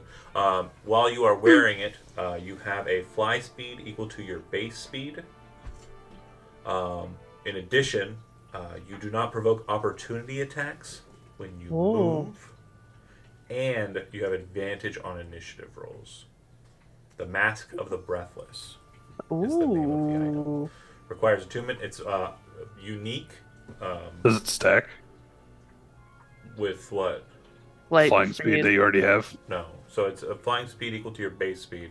If you already have a fly speed, then it would be 30 and then an additional fly speed of 30. So there's 2 fly speeds you could utilize. Both are the same maximum. Yeah. So I could essentially go 60. No. Okay, that's what I was asking. It's 2 separate fly speeds. Gotcha. Yeah. Gotcha. You can either fly with your wings or you can fly with the mask. And the mask, when you fly, it's not going to require winged flight. It would basically be very similar to how he flies. The kind of whoosh. Give it to the rabbit. Oh my god. No more. There you go. There's your uppies. The rabbit is happy to take it. Oh, to answer a question that was posted in this chat, if you dash, it would increase your fly speed. Yeah, you can do that. So the fly speed equals your base speed. It's just an additional speed method. If you dash, you're just increasing whatever speed method you're using. But I would use an action still. Or well, whoever's using it, if they were wanting to dash and then fly, they could fly twice their speed. Right. Okay, gotcha. Yeah, it just gives you like a Owlin. It would give you a new speed that you could utilize, which is a fly speed of your base speed. In all honesty, John, go ahead. I'm sorry. Can you repeat the qualities of the mask? Got it. I'm going to post it here in the chat. Okay. Thank you. Fortunately, I'm unable to copy from this specific document for some reason, so I'm having to manually type it. That's wild. Requires attunement. No opportunity attacks. So I saved it into a PDF like an idiot, and I forgot to run it through Adobe.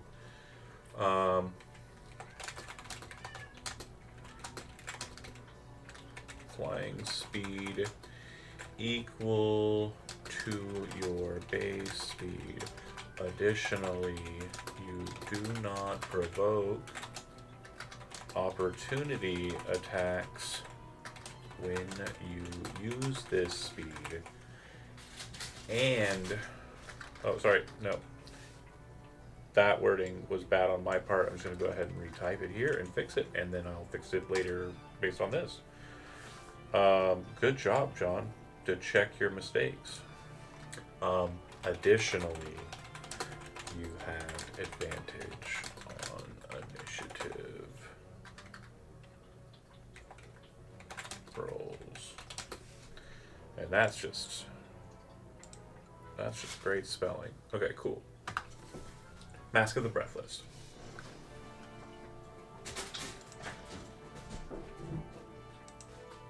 And what were you going to say that would benefit the owl? What? Well, no, because I don't think it this would. might be.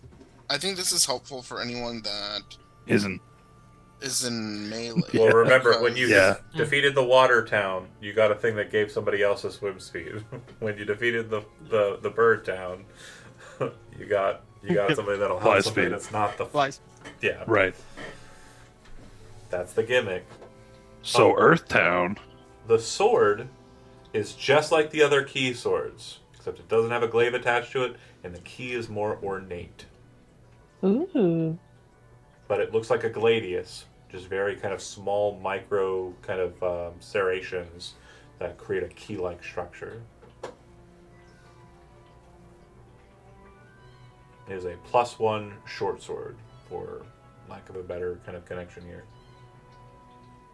And looking at it, Cleara, you would note that it doesn't appear to have a section where you can put a glaive in it like the other ones did.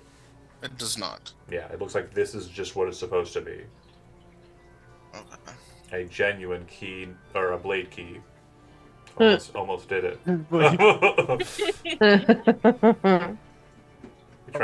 We try hard enough, these characters will be in Lorcana, you guys. Oh, God. Yeah. People will be waiting days for it at Gen Con next year. Let's do it. I don't want to do that. Do it. So, So I I think don't even know what that meant. Well, Yeah. Gijo and I got it. It's perfectly fine. So Tommel, you cook up 3 humble pies if they're wanted. Does anybody consume them? If not, she'd ask for one. She'd be totally down with taking one. Yeah, I'll give her one if He'll she wants one. take one. She can only spend 1 hit die, so any increase that she can get to that, she loves. Because NPCs don't short rest like you folks do. So roll a d6 for me.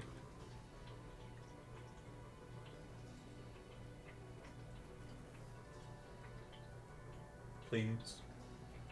2. 13. Not bad. She's back. She's back at 100. Not her maximum, but she's close. Oh, I'll take one, if that's okay. Yeah, do you want to eat it now or for your long rest? Because you can spend more hit dice now, and During your long rest, get them regain, and during your long rest, get them all back. I can just give you the humble pie to hold for now. Okay. Well, So, I mean, I like- already used all my hit dice. Oh, you don't have any more hit dice back. left? So eat it No. now during your long Then rest. eat it is now. done. Take another d6 then. Yeah. Oh yeah, Oh. Elizabeth also got the Lorcana joke. Okay. And I still have one more humble pie if Anybody? somebody wants it later. Nobody? Okay, we'll hold it on to it. Well, I mean, It lasts for 6 days. yeah, you could shove it into Gil again, and then. they'll get all we'll the hit probably make Sarah eat it tonight. Yeah. dice. Oh, she's at max hit points. It's not very high for Yeah. her right now. Oh, okay. Well, to regain the Hit die. Whoever die. needs all their hit die back. Right. I Okay. still have 2 more hit die. Tom, while you're passing out the humble pie, stuffing the one in your pocket, but then you kind of get bored at the end of the long rest because you didn't have to take one. So Yeah. Can I arcane recover though? yeah, you can take a short Do rest. that too. I'm just teasing. Sarah, you're going to eat that pie later, and you're going to like it. Just nod. It's been a rough day. She's just.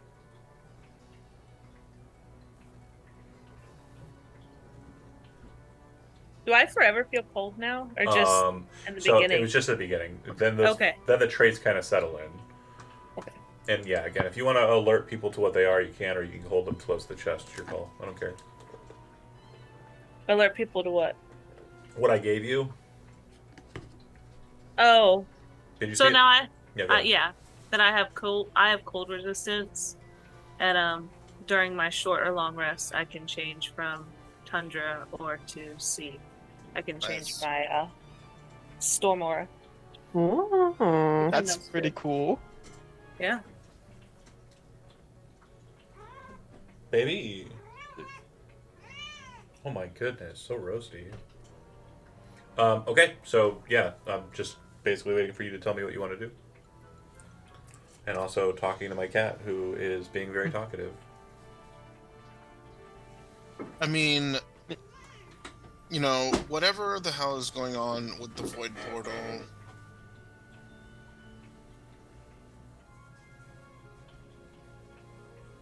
I think, I don't know, don't you all think it is a bit above our pay grade? I see the way you're looking at it, Tommel. I just want to know. Don't you want to know? For once, no. I I gotta guess. beat up. If you investigate the device, the golem, you'll know that there doesn't appear to be any remnants of any kind of physical body inside of it. And I'm sure Syndrix with his kicking feet probably did a number on the body too, right? Oh yeah. You gotta work the Sure. body. You gotta work the body. When we defeated the water child, did it have a physical body? It did, Yeah. right? That we threw. Oh no, it had rubbery bones. Don't remind me! Ooh! No, I think I missed that one. I would have remembered that. Yeah, no, it was. We threw it off of a cliff. It And was the bones gloop. bounced It was around. gloopified. No. So You put a okay. human No. body in water for generations. I mean, it's bound to leave an effect. So there's no body. Then There's no body out here. for us. Tommel, you think there's a body in there? I mean, there's got to be something in there, right? Can I It's a use- void. Does there have to be something in there?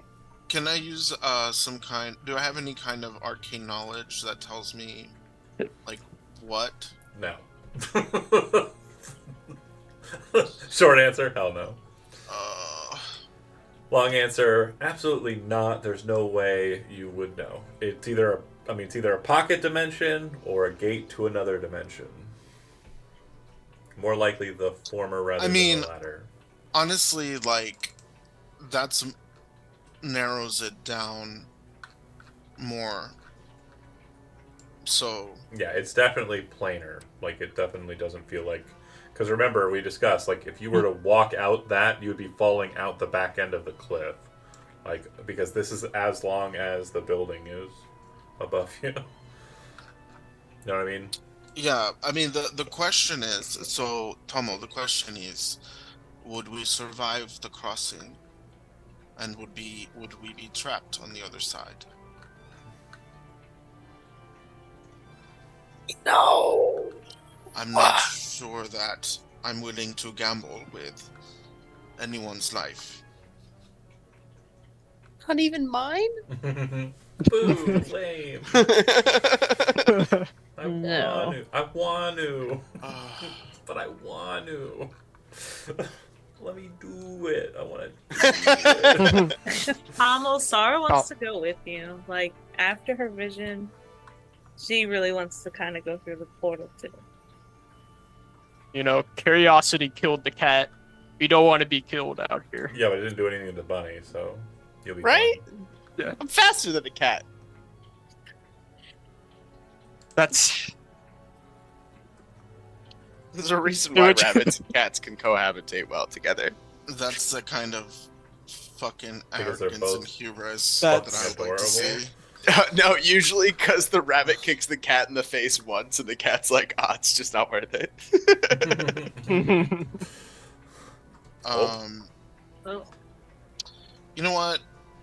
If this is the episode where we have 2 character deaths, then this is the episode. Yeah, we're at we already had Revivified, man. Let's go. We already had them. We survived. I mean, I only almost Emotionally- died twice. yeah, we survived it. So Right. I'm gonna That's- be really. I mean, this is a little like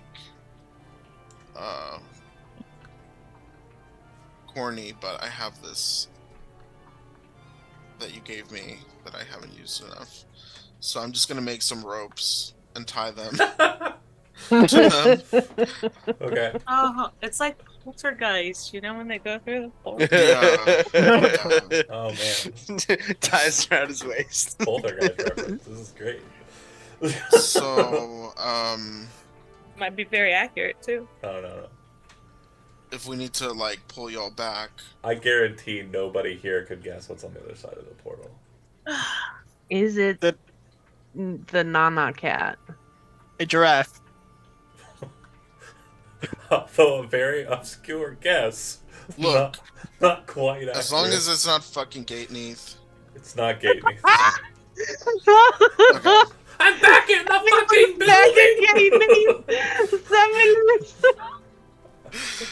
building! I'm coming, Martha.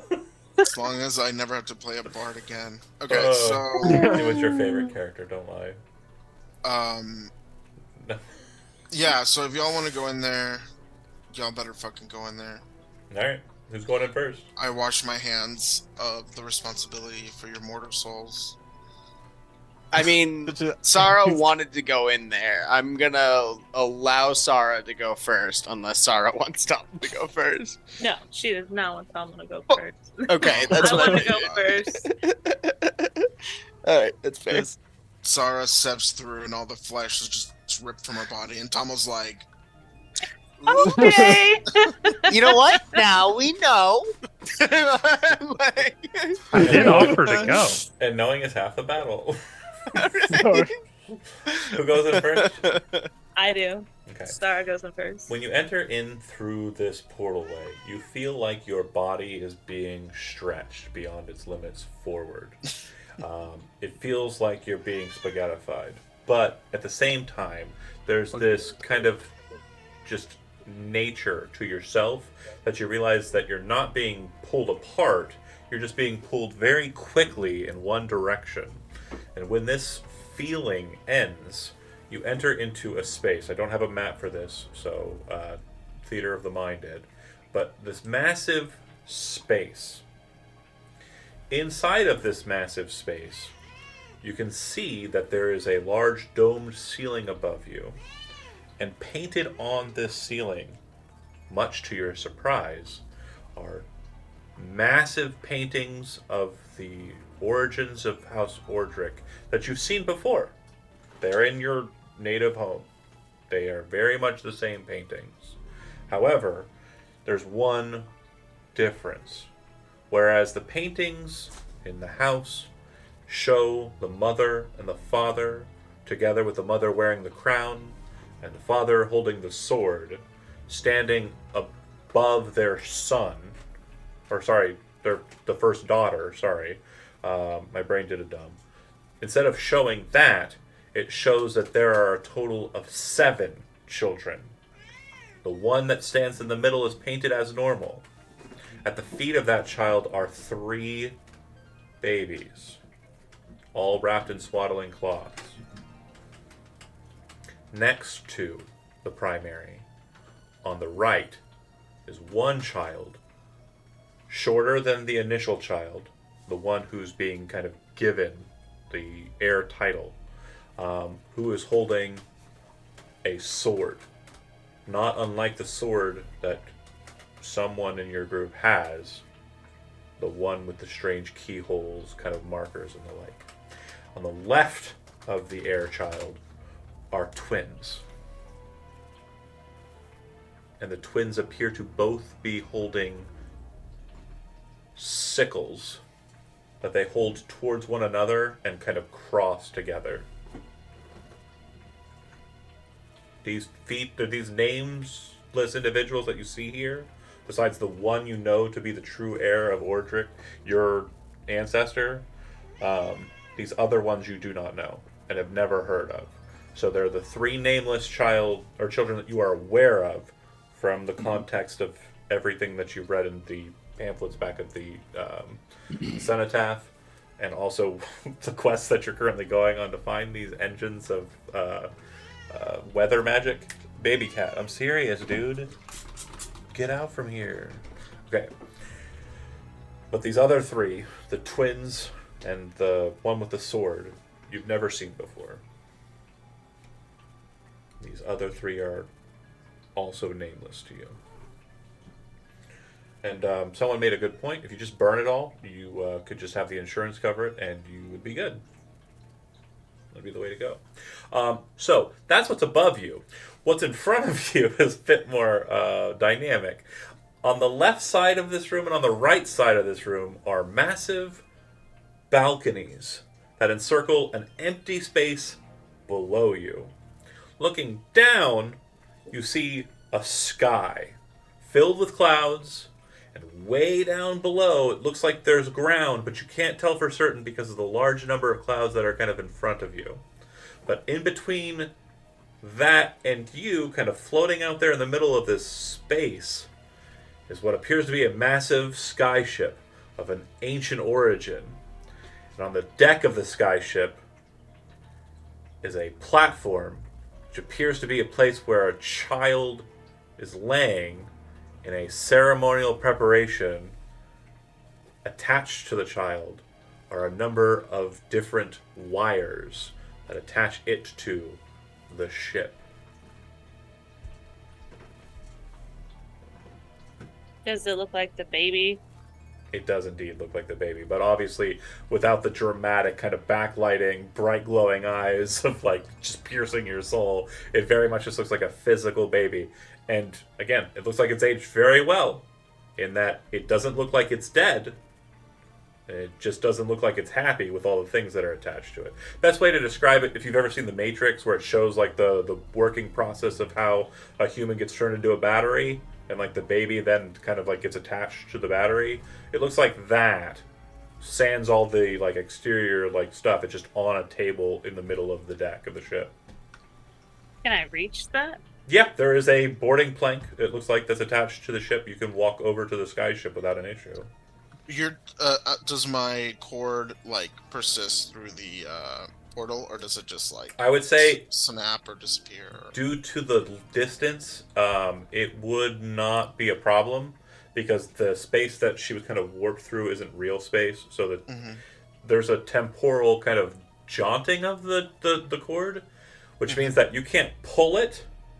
But when she reaches a tether, she won't be able to move anymore. Does that make sense? However much you fed into it with her, that's as far as she's going to be able to get away from the portal. So from the outside, how long has she been in there? No, not very long at all. It's time isn't shifting. There's no temporal nonsense. Okay. I wouldn't do that to you. It's not like a hyperbolic chamber or something. Is Tommel gonna wait, or is he gonna come right in right after? Tommel, if he doesn't see you get ripped to shreds, will walk in shortly after. And Yep. Gil would follow. Looks exactly as I described it, folks. God damn it, Gil! I didn't tie you. Kuyura just throws the ropes into the portal. Fed up with y'all's fucking shenanigans. God damn it. That is so Gil. Classic Gil. I'm having fun. Oh man. Oh my. Gil. Doing his thing. That's awesome. Just a dumb sea puppy. It's okay. And I think I have the nature of it. I will be putting it up here. Give me a second as I figure out the dimensionality. Oh, nope. Sorry. That's why I didn't do it last time and I forgot to do it. So my quota on space has been maxed out.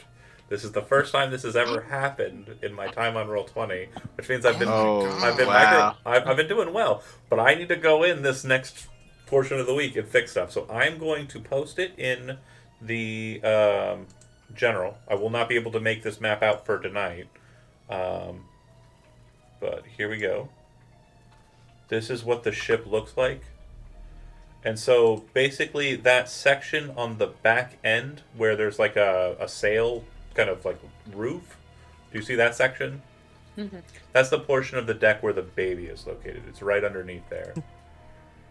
Okay, I want to go over and release the baby from the its. Looking at it, it definitely looks like the metal machinery that is kind of connected to the baby has become one with the baby in a way that if you were to remove the baby from it, you're pretty sure you wouldn't be able to do so without damaging the baby.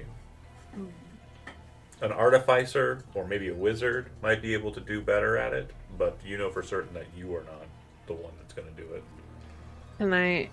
Can I go poke my head out the portal and be like, "Hey, Queera, me." Well, you came through, and then you call back to her. I get it. Yeah, like I just poke my head back through. You can't poke your head back through because it will just shoot you through it. So you'll pop back out and be like. So like he tries to stick his head through and like launch like a rocket. Yeah. Thunk. Okay, He's well, like, it "Oh." looks like you're not all dead. No, but there's something you might want to look at. Okay. It's like weird with wires and For those little watching babies. at home, I've got a method since I can't use the normal methods. This is what the ship looks like. Man, that looks like a sweet ride. Right? Right? Besides the baby engine, but We'll make That's a Tom little all the new creepy. engine. He's kind of Yeah. baby shaped. He's baby shaped. He's got zoom. Is that working? Wow. Yeah, Well, no, I mean on the stream. yeah. You can see. Oh, okay, cool. We can't see all of it, but we can see whatever portion you're like focused on. That's interesting. Yeah, I right guess now it's it's like just the glass. dome part, Oh, there it basically. goes. It was just delayed. I kind of got confused. I forget there's a delay on it for me when I'm watching it. Okay. I don't see anything. Because I'm not subscribed to myself. We need a ship like that, guys. you currently have a ship like that. Yeah. It's just depending on how or. Am I supposed to be seeing this? It's in the Sot in general and Discord. Discord. I mean, Koyura would kind of motion for Scarin and for Syndrix to, come through the portal so that we're not split up. Oh, what about Julia? Is she gonna come and with Julia us? Oh, yeah, Julia. Yeah. So the main thing to note too is that the deck levels, you can kind of see that there's two kind of stairways that go into the back half of the ship. On the left and right kind of flank. The ship, if you had to guess, if it were going forward, it would go northward based on what you're looking at. Does that make sense? So on the kind of aft section, you can see that there's the two staircases that go down. But there also looks like there's another section to enter into. Like below the glass level, where the stairs are located, there are doorways that lead into that portion, the front portion of the ship. So basically, they would be like those stairs that go up onto the higher deck, towards the middle. Just underneath those frames, there's a there's doorways that go in. Okay, I just need to get on there so I can unplug the baby. Okay. Can I try and help with that? Sounds so Because- bad out of context. Well, in context, it's pretty I bad, don't. honestly. Yeah, I Right, don't know there's any sort of Yeah, context so- where that wouldn't sound bad. Yeah. So just because I don't have a map and we're not really utilizing it, unfortunately, because I'm a silly goose. I knew I forgot something. I That's don't know cool. why I didn't get back to it. But point is when you kind of go up to it, you would note that the section that you'd be entering into, there's a couple of different points you can enter into. There's the point that leads into the glass, the staircase that goes down into the glass area. There are the two doors that I mentioned underneath the staircases on the upper deck, and then there's two staircases that go down. For baby shenanigans, if you're attempting it, you can kind of do like a pre-measure instead of like just going straight to cutting. Go ahead and make an Arcana roll. Can I have help from Yes. Tommel? Tommel is the only person who can help you in this instance. Can I guidance? 27. Okay. Oh. So what you will realize is that the baby is no longer alive. Oh, thank God. It is definitely dead. Right? It is past, unfortunately, and you're pretty sure that it was kind of the engine for the Breathless that you fought outside. So you would know that removing it would be important, but it appears that the engine of this vehicle was it. So you would need to find a way to replace the engine with something or someone who could be plugged into this machine. Queer looks sideways at Tommel. And as you're looking at it and Tommel's looking at you, the two of you both turn your attention to Sarah. Ah. Oh, wait. With Okay. that 27, Yeah, the two of you think that the better part of like half a day's worth of work, you can modify these attachments where they were on the baby to put them onto a grown adult. They would not kill her. She would just be tethered to the ship. And effectively her bloodline would be powering it.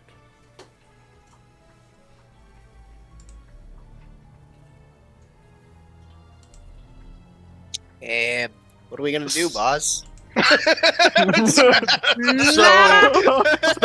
say, Queera is fucking Oh, no. like unnerved and sickened by the direction that this has turned. Oh yeah. But I Love happy. this. This is great. This is what Tuesday games do. Oh my. But Do yeah, y'all, Oh, do y'all tell me? what a twist.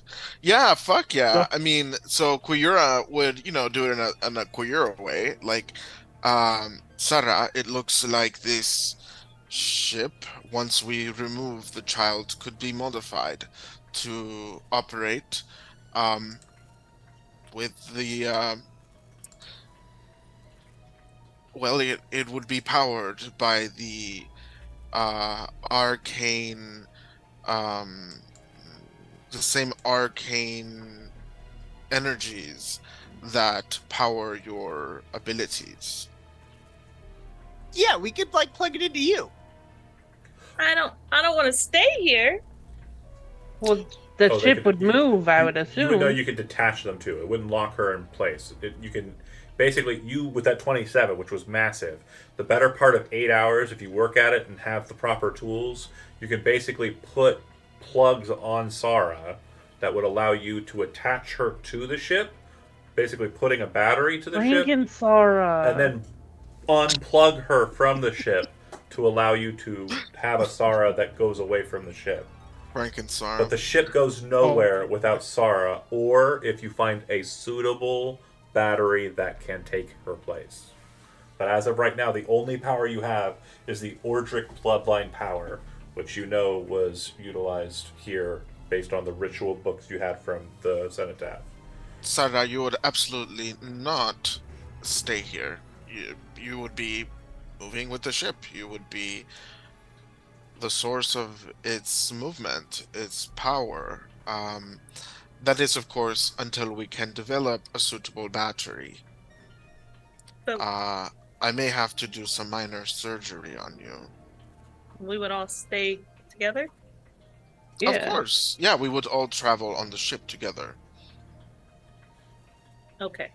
And This is fucked up. I love it. Oh. Don't ruin this for me. I don't know why my brain. Oh yeah, Helia would be here present as well, and she would say, "This is very interesting and definitely your birthright. I hope that you are able to master it. I will return to my people. I will go back out the way I came and let them know that this has been dealt with. If you wish, I will take the 3 keys that you have for the heart of this place and investigate it before we go." Oh, but I want to do it. You can't do You wanna everything, Leave the Cleora. baby and come back here. Just don't unplug the baby yet. Well, you're going to be spending the better part of 8 hours, which is long enough for them to go and investigate it, is what I'm basically saying. So, okay, so I have a question. If we unplug the baby, will the ship just drop? The baby's not powering it. Oh, okay, There- okay, yeah. okay, okay, yeah, yeah. The baby Got it, is got it, got it, got it. it's a dead baby. It's It's a dead battery. a dead battery. Let's call it a dead battery. It sounds a lot more palatable. You know, in hindsight, I probably should have made them small children. Palatable was a choice too. Okay, so I don't know. What do y'all think? Do y'all want to explore? So I want to, like, out of character, kind of like hold a group. Like, do y'all want to like do this devil stuff and check out the heart?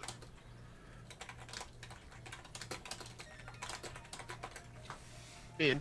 Well, again, so she's offering to do it as kind of like you Time saver. you have lost a lot of hit points. You have a lot of wounded individuals here. That's You true. sank a lot That's of your true. resources. She still has another third, or no, she's out of spells, but she can still hit like a truck because she got her hammer back, and she has a bunch of people up there. So she says she's just going to go speed run it and be done with Okay. it, so you don't have to worry about it. Out of character, I know the mentality of give me the experience is present, but it's not going to be that way. Well, not just give me the experience, but also like, I want to know what's in there. yeah, we Yeah, want to that's like, we want like to experience the adventure. But Sure. I Like think the actual experience, not What- the experience points. What I'll let Right, you right. know is the reason why I'm opting for this is we can just say that the 8 hours is spent, and then they can report back to you what happened while you were not doing that Okay. portion of it. Cool. Yeah. Okay. Yep, that's fine. I'm good with that. Is everyone good with that? And long rest. Yeah. So Gil's gonna be at the Well, I helm can't pretending rest. You to can't fly the long rest ship. yet. Yeah, I can't rest because I have to do surgery. And also, you can't long rest yet because you just long We rest before just you came long in here. rested before that fight. We came in fresh from a long rest. Oh, So sorry. Well, it's fine. We can just hang out. All I know is that Gil is in the cockpit, like pretending to Oh, fly. great point. So if you're going to investigate the other portions of the ship, that's definitely important. So I'm going to start just pulling them into the Discord, and then I will reveal them on the opposite side. So as you go into this space, you would go into the space from the middle. You can see the staircase that descends down. Mm-hmm. And I'll post this into here, like so. So, as you come down the steps, you would see that there is a bunch of levers and a steering wheel. Yeah. This is Gil's dream. There are tools. They look like they are present here. They look like they were kind of left behind. You'd see that there's a door hallway on the left and a door hallway on the right. And then What's the red lever? Then it looks like there's a trap door kind of on the southern side. There are a number of different levers. The red lever in this one says entangle. I was going to fix that, but it doesn't say that. It just has a bunch of Ordric writing. Okay. He pets it. He's like, ooh, red lever. Yeah. The other thing you would note is that the steering wheel device looks like it has an orifice in its center, like a keyhole. An orifice? Like a hole you put something in. The word Did you say keyhole? I could say keyhole, but I think the word keyhole's too sexual, okay? And I wanted to say orifice, which for me orifice is more palatable. It's a word with less baggage, is what I'm saying.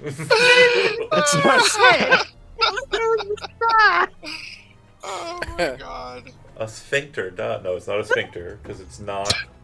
This is not PG. It does not a ring of missiles. It is just an orifice, okay? An orifice. It's a freaking hole. It looks like it's about short sword size and width and length and etc. Oh, cool. Yeah. It's the hole. Come on. For the blade. Did we give the little sword to her? No, I think we have all of them. No, I thought we gave them to her. No. She was gonna take the 3 swords and do. Oh shit! You're right. The other side.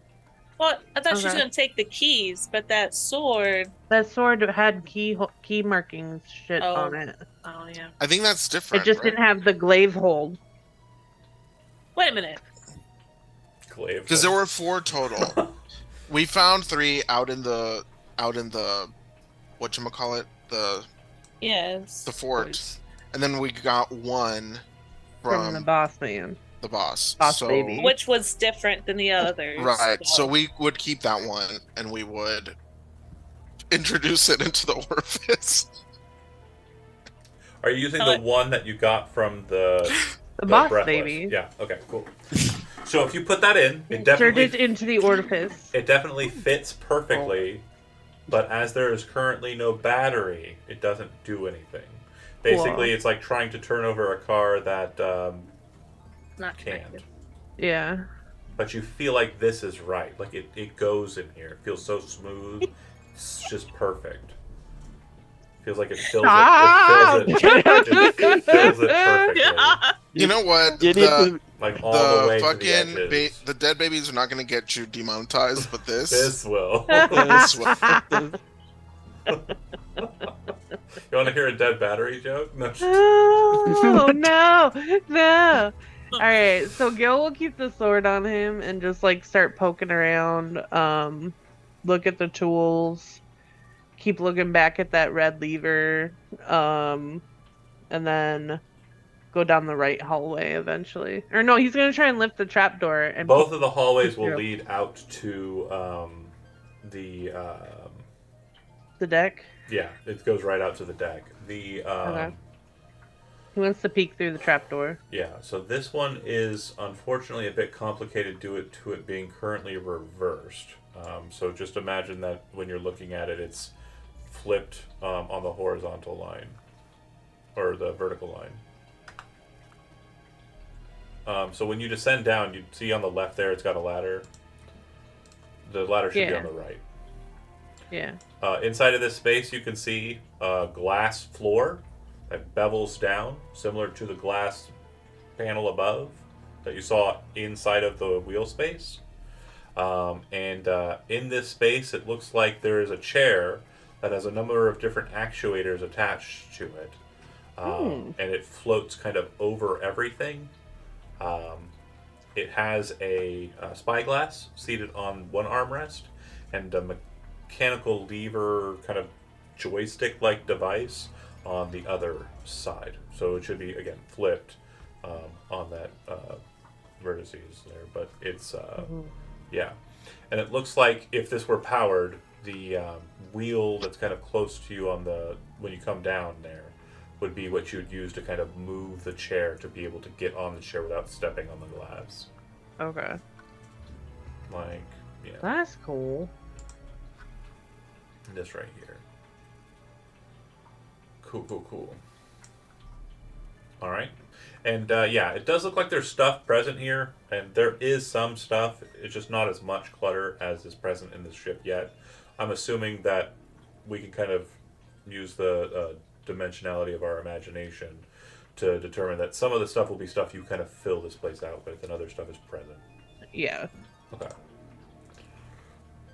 Since I don't have 2 copies of this ship, unfortunately. Okay, so Gil's down below checking stuff out. You folks are doing surgery on the Sara, plus the extraction of the child, and artificing of the necessary connections. So where these connection points will be on you, Sara, they're going to kind of raise your hair up and kind of shave the kind of back of your neck. And then right at the base of the like the skull/spine connection, they're going to be putting a device. It's very strange feeling, and it does hurt quite a bit. Over the course of the surgery, you'll be taking a bit of damage.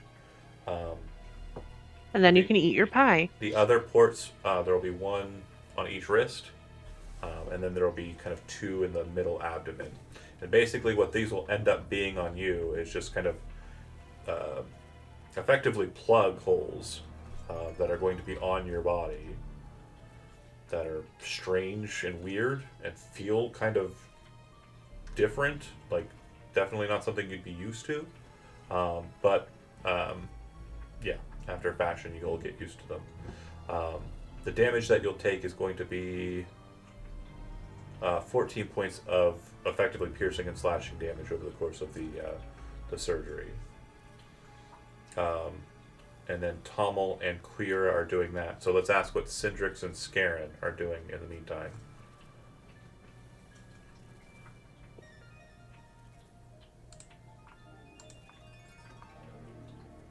Not everybody all at once.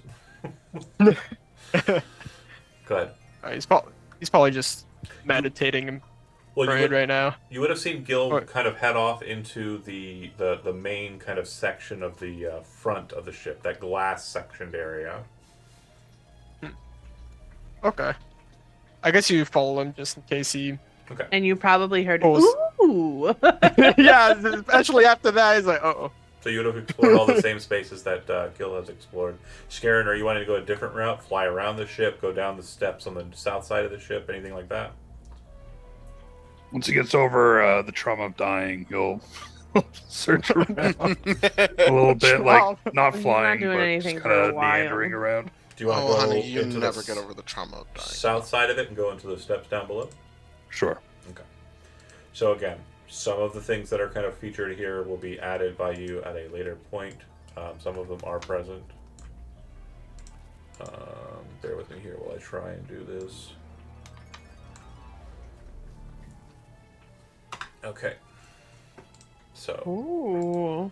when you descend on either side, you'll come down. Again, there's not as much like stock that's kind of present here, but you'll very quickly kind of see like this is apparently where the people go. There's decks on the left and right of the side ship here. like where you would kind of put people to sleep and rest. Some storage space. It does look like there is a trapdoor that descends down past this point. Um, and oh no There's no one no! going up. I see. My brain did a dump. So I've got the math of it. So the other one is not flipped. I understand it now. You would descend into that middle space. Yeah. You would basically appear where this trapdoor is, and that trapdoor would take you down to the next part. And so Yeah. Scarian would basically see those two kind of in the middle room as you're exploring, and they're kind of like exploring as well. And then Scarian, as you continue to look at this place, it looks like the main captain's room would kind of be to the north section here, and then like there's more decks and such. You can see this, and there's like a large table. No books or anything are present here. Not yet. That'll be you filling that out. No maps either. It's just a really nice ornate table and chair and shelves that are present. Okay? Yeah. And yeah, the bed will be present in the north room along with the chair and the desk, but it doesn't look like there's any papers or anything as of yet in this floating skyship. Okay. Any questions regarding the skyship?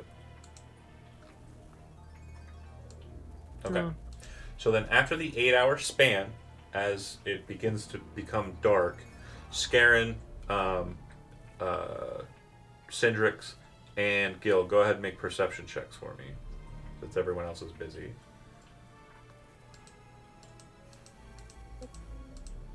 And a guidance. This is kind of over the duration of a time, so I'd say it would be kind of happening on the reflexive. Oh. Okay, sufficient. So Gil and Syndrix, you would basically both, as you're kind of meandering about, and also when you get onto that deck where the chair kind of hovering out over everything was, you'd actually look down long enough to kind of realize where you're at. You're looking straight down at the top of the fortress you were just in. Oh. It's like 800 feet below you. Interesting. Oh. Yeah. So you're pretty sure that if you get this skyship working and it descends out of this cavity that it's in, you'll be kind of in the same skyline as that. Keeping in mind, you never saw anything above you. That was never the case. There was never weird things floating above you in the fortress. It was just a beautiful sky above. Yeah. Yeah. Magic. So, during that 8-hour duration, you finally get to a point where you've got Sara capable of attaching. And I'm assuming that's what we want to do, right? Yeah, I would like to Plug apologize her in. for Plug only her having in. like tinker's tools and cooking tools and blacksmith's tools to do the operation with.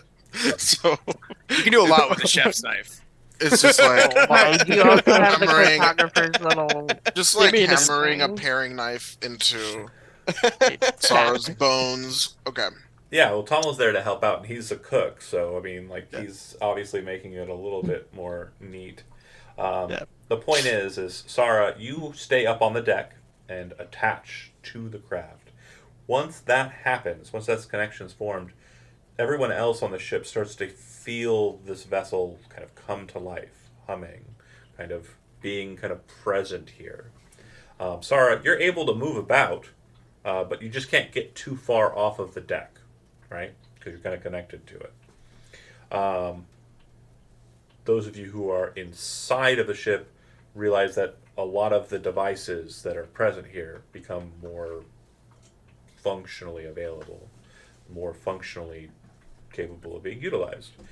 If you have vehicles air, which none of you do, you would have no problems piloting this ship. If you do not have vehicles air, you can attempt an Arcana check to try and figure out the basics. Even if I mean, it's I not fly. trained. I'll give it a shot. All right, roll it. Fuck.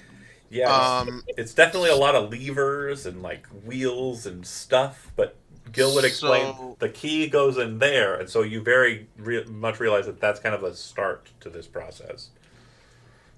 Am I allowed to roll it if it's not trained? Arcana? Yeah. No, this would be a trade requirement. Yeah. Okay. So, Tomo, it's gonna take probably some collaboration for us to figure out these controls. Do you want to make the roll, or you want me to do it?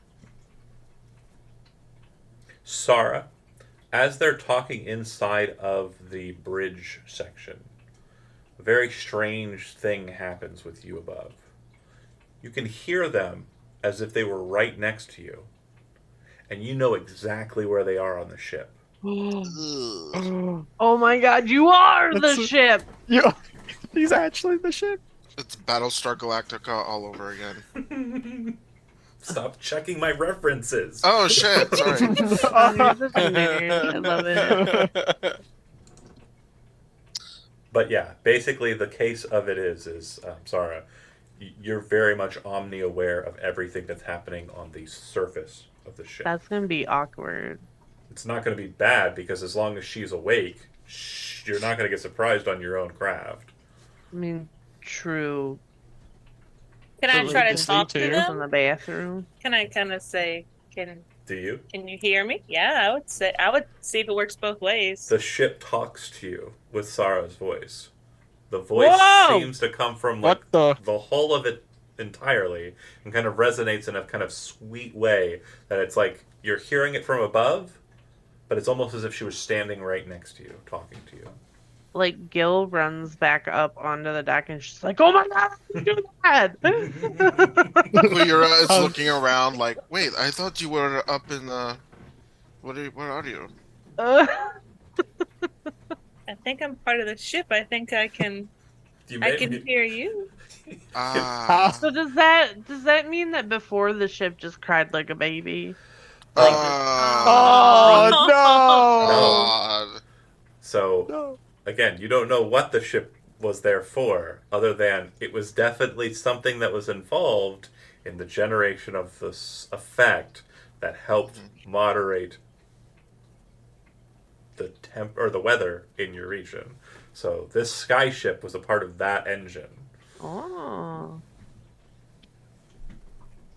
Oh, Still weird. Not anymore, it ain't. Okay. And then that engine back there was a part of that engine, but then you killed that thing, and now you've got this thing that's powerless. Or now Oh powered. no, wait a minute. I don't know. I'm having too many horrible thoughts. So, can we? So, But okay. I'm having a great time.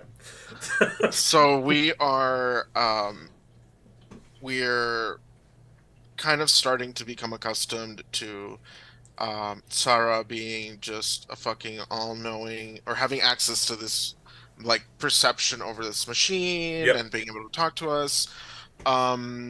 Can I mean, I will roll the Arcana unless if Tama will assist. Is that okay? Yeah, I'm okay with it. You okay with that? Okay. That's With the assist? I'm so glad we got that assist. So, Yeah. the a 1 and a 20. The conglomerate have used some similar technologies where they will bind elementals to skyships and utilize their like elemental power to power a skyship. There have been older instances where weirds, which are very kind of potent elementals, were basically used as the helm of the ship, which could be communicated with by a pilot, and basically makes the process a lot less aggravating. This ship seems to be a very archaic version of the conglomerate's finery when it comes to that kind of elemental nature. Instead of binding it to something that is elementally powered to pilot the ship, you have bound it to something that is primordially powerful, and that would be the Ordric bloodline. It definitely does not feel like everything that should be happening with this ship regarding the room that you're in, the ship is happening right now. And that's probably due in part to the potency of the child, which was born and bred for this purpose, versus Sarah, who is a descendant of this bloodline. So you feel like she is going to make it a sky ship. and she's going to be able to utilize it as such. But whatever it was doing here with the weather, that is not a thing you have power over anymore. It has to do with the room you're in, and also the fortress that's behind you, but also below you. At the Okay. same time. Oh my god. Also, with that 30, you would know that her connection to the ship is very much just like those elementals being connected to the ship. She won't be able to manipulate the ship. She won't be able to like do anything in regards to piloting the ship, due in part to that shortfall of power I had mentioned. But she powers it so that it can be piloted by whoever wants to take the helm. And with that 30, the two of you are able to suss out what you need to do with the levers and the wheel and everything to cause the ship to descend out of the hole if that is your wish.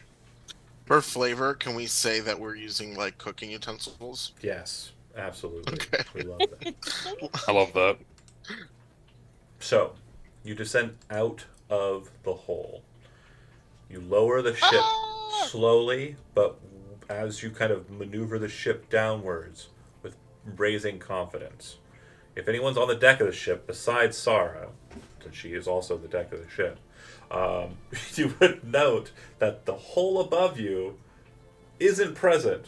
You are literally just coming out of a cloud. So if you are on the ship as it's descending out of the cloud, you can see the mechanical room that you're in. But as it comes out of the cloud, you're just looking up at cloud. Ooh. And you descend. And as you lower yourself to the fortress, the two of you become acclimated enough to basically pilot the ship. Hard maneuvering, question. tactical maneuvering are impossible at this time. Go ahead. Is that an illusion or is that portal? It's fuckery? basic. You would know that you shifted like dimensionality. That pocket dimension connects the base of the fortress and the space above the fortress. There's Got no it. way back in with the skyship. Oh, that's weird. Okay. That's super weird. Okay, so you descend down to the fortress. Do you wish to stop there and pilot it so you park somewhere near where the Neoji parked, and then kind of make your way back to the fortress to talk to the Goliaths before you leave? Yeah. Yeah, Okay. I think so.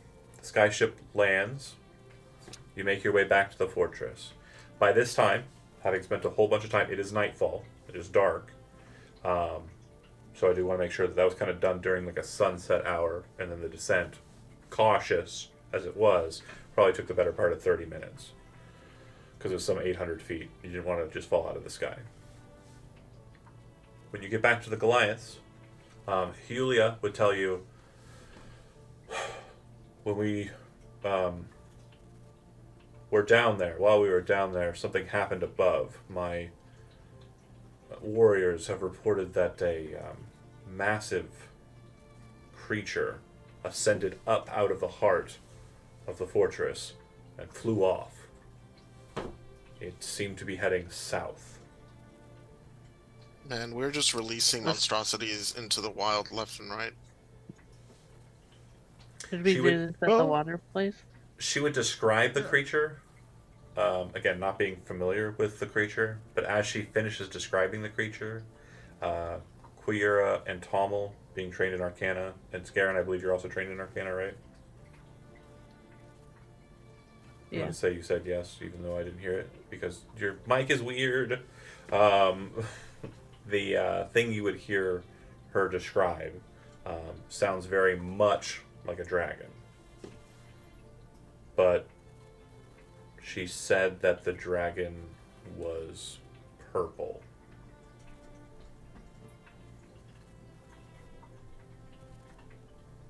Which is a thing that exists, but they're not common. Very, very rare. They're also known as deep dragons, from what you understand, and they're kind of foul deep creatures that have like psionic energies about them. And then there's also the mythical legends of purple dragons from like ancient times in the War of Sword and Serpent. But again, whether or not they were the same or not, don't know. And to think, you didn't want me to bring that barrel. Yeah. Oh, that's sounds So- very strange. As a cleric of dragon spirituality, Cindrix, do you know anything about these purple dragons? That's a good question. Do I know anything about? You have religion trained, so go ahead and roll it. Okay. It's a bit more likely that you'll pick up on it. So DC I 15. also okay. For Oh, you, you wanna- Tommel, it'll be a little bit higher because it's less likely that you know it. You can make a religion check as well, though. Can I guidance myself? That roll? 25. Yeah, since it's spot, you can go ahead and guidance yourself since we're Okay. doing Baldur's Gate-esque stuff. 25 is sufficient. Oh, And then 13, what'd you 14. get? You got 14. Okay, that's sufficient as well. So the two of you would come to the same realization. So the purple dragon is also kind of an aspect that relates to metallic dragons when it comes to the nature of Soland. As we've shown, the Soland holy symbol is Urs, the planet, broken open with a purple dragon with metal accents upon it coming up out of the earth. And then beneath the earth or above the earth, depending on how you position it based on your affiliations regarding dragonkind, are the 5 heads of the chromatic dragons. And Cindrix, you would know that deep dragons are not called purple dragons amongst believers in Soland. They're called foul dragons. And they are basically things that have been augmented by the aberrants. The things that have existed in space and in the stars and have descended down to Urs since time immemorial. Illithids, Beholderkin, Aboliths, which you've seen, Neogi, all these things that kind of come from the outside in the foul deep have kind of warped stuff below to suit their purposes. It's kind of where it gets its name. They are not called purple dragons to Solon believers. The purple dragons that you're aware of could have been crafted from breeding, because when dragons breed, they kind of work like mixing like a red and a paints. blue. Yeah, Okay. exactly. Oh. A red and a blue might make a purple. There are other kind of chromatic dragons that are not like dragons that you're very familiar with. But as you're thinking of it, the two of you would both kind of like reflect on, well, there are orange dragons and yellow dragons and brown dragons and et cetera, et cetera, et cetera. There's a bunch of different color dragons that are not the kind of prime ones that you would think of. And so this purple one could be like divine in nature, kind of some sort of agent of the metallic aspect of Soland, or it could be just a kind of result of breeding amongst chromatic dragons. Make sense? Yeah. Yep. We're explaining that to the party too. Okay. That sounds. So it's like either like a It's- albino squirrel or like a Cthulhu monster. Right. That- Oh, You know what? That's a good enough analogy to get you inspiration. All right, who doesn't have it? Oh wait, did I keep on giving it Oh. to Magpie? Like, I mean, she deserves it, honestly. that was a damn Yeah, good she's- analogy. All right, who wants it? Oh, what did I miss? Inspiration. You got it now. They were talking about Sure. dragonkind and what that purple dragon might mean. Oh, Yeah. okay. I'll play it back. I don't know what, Okay. I don't know how Playback. it got there. It's either an albino squirrel or a Cthulhu monster. Oh, Accurate. You know. Yep. These statements are not incorrect. Okay, so past that point, they would say they explored in the interior. They found some treasure, but nothing like that you would feel would be super prominent. They kind of explained to you what it is, and it sounds like a lot of the stuff you had already found inside of the fortification already. Like the weird arrows and the weird glaives and the like. oh, did that guy say anything about the hell, that chain monster? No, they gave her the keys as prescribed. Like, yeah, they would have. taken the keys from you and gave them to him, and it just fucked off after that and allowed them to pass. Oh. Yeah. That's fair. Sworn his keys. Yeah. That's how he was bound there. The Kython's chains were tethered here. Oh. It's an old That's sad. ritual. It's an old ritual for demon binding. Or devil binding. But not an unfamiliar one to you religion trained folk. Okay. Hmm. And then past Are that. those Go ahead. are those two guys still fighting in the ring? Has anything changed since the baby's death? Such a great question. So what you would notice on your descent is that the bubbles that kind of created the illusions seem to have vanished. You can kind of tell because you can see Goliath milling about in the center and being very inquisitive. And basically what would be described to you by Helia is that once she returned, about the same time as you folks defeated the Breathless inside of the chamber below, the giants faded away as if they were nothing more than clouds themselves. Wow. Hmm.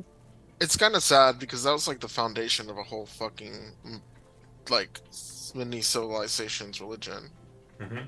Yeah, and Oh so well. they are definitely perturbed by that, like the Goliath, Yeah. which is why at the point that you're kind of talking, they're kind of just under the impression that they're going to wait here until the next time they return to Mogan, and they can descend down the mountain once again. But what Helia would make sure is clear, their fight was eternal until our friendship, gesturing towards Sarah, came together to free that child from its prison. So she is sad about the fact that, effectively her ancestors were nothing more than kind of illusions, or they really died when we, did the thing. But she's also comforted by the fact that she's found an ally in Sarah and your group. Oh, I want her to come Oh, with sweet. us. She cannot. She must return to Mogan. She says once she has There's established more herself NPCs there, for you. once she's established herself there, she will try and find a more direct path that permanently connects her to the material plane. And when she does, she will look for Ordris, because that's the place you said you came from. Do we have any idea how much time is left until the next, like...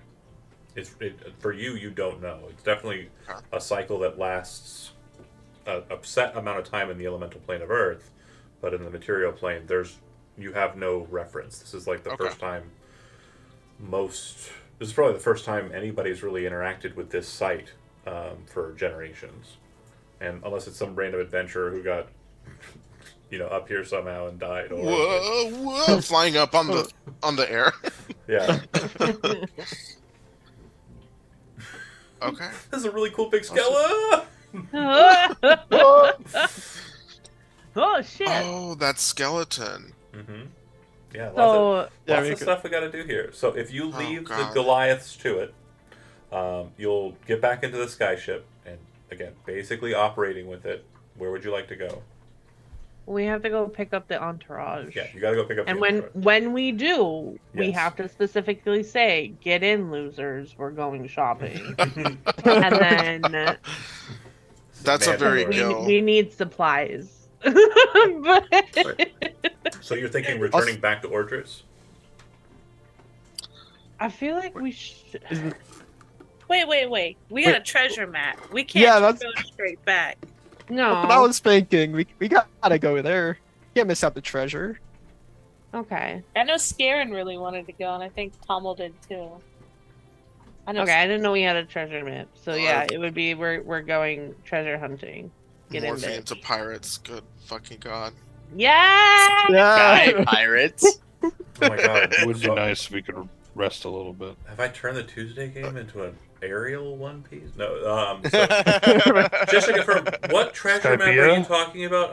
I don't want to I've already closed my notes for the night because it's almost over, but my brain is now kind of wanting to open them back up, but I just am gonna Idea. ask. Remember when we found that bottle? Well, Scared found that Yes, yes, yes, bottle. yes, yes, Yeah. yes. Can you move us to the world? Yes, yes, yes, yes, yes. I need to see the birth, John. I recall. Is it this thing? I believe so. Uh-huh. Yeah. Okay, so it's on the way. Perfect. Okay, cool. Yeah. So you collect your entourage. Is there anything else you want to do while you're kind of present there? Does Sarah have her glaive back? Did Yeah. they fix it? They Okay. they will have finished it by the point you get to the next place. Yeah. Because yeah, you take two long rests. Yep, she'd have it finished by the time you get down there. Yep. Go ahead, Shisha. Can we take a long rest? Yeah, you would be able to at this point. Okay. And you'd probably just do it once the skyship's kind of landed and just kind of there on the shore. Y'all makes like a huge ordeal out of picking his bunk. The shore of the Titan. Okay. You all rest. You all heal. Let's go ahead and deal with the negative hit point people real quick on stream so I have it. Let's see. Syndrix, you're down negative hit points, right? Yeah. Okay, so first things first, lose 8 at the end of 8 hours. Do your negatives equal your maximums at side of aid? Okay. Do they? Okay, do that. So that's 10. That goes away. Like, the aid reduced the amount of, like... What's your maximum hit points without aid? And then what's the It's 58. negative? And how much negative do you have? That is... That is 28. Okay. Okay, so you're fine. I was just making sure that if it... like, after losing aid, if it dropped to a point where your negatives equals your maximum, you're dead. Okay. And I don't think that's gonna hit for... I don't think that's gonna hit for anybody, just to be sure. Remove 8 from the negatives. So you're gonna roll your hit dice plus con. So just roll a hit dice. Use the hit dice click button, and then that amount is how much you regain. So you'll regain 6 gil. Scarin will regain 6. So the negative number is going to descend that amount 6. So if you have negative 28 like Syndrix does, and you were Johnny and you just rolled a 5, he has negative 23 now instead of negative 28. Does that make sense? Yep. Oh, I thought you said we had. I just want to make sure I'm understanding it correctly. Okay, go ahead, John. So I had 6 temporary hit points. I just rolled 6. I don't care about temporary hit points. Yep, nope, you're fine. Then I got it. Okay. Yeah, just that negative number that you were taking, that is reduced by that amount that you just rolled.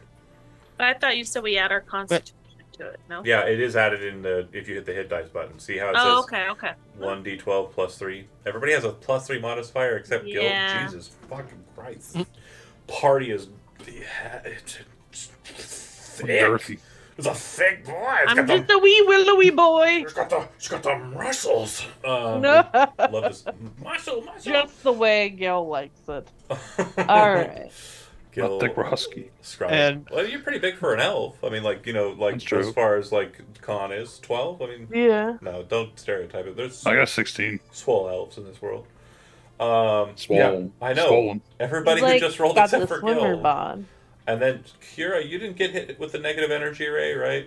I didn't. The cold snap, and neither did Tommel, huh? I think I hit you once.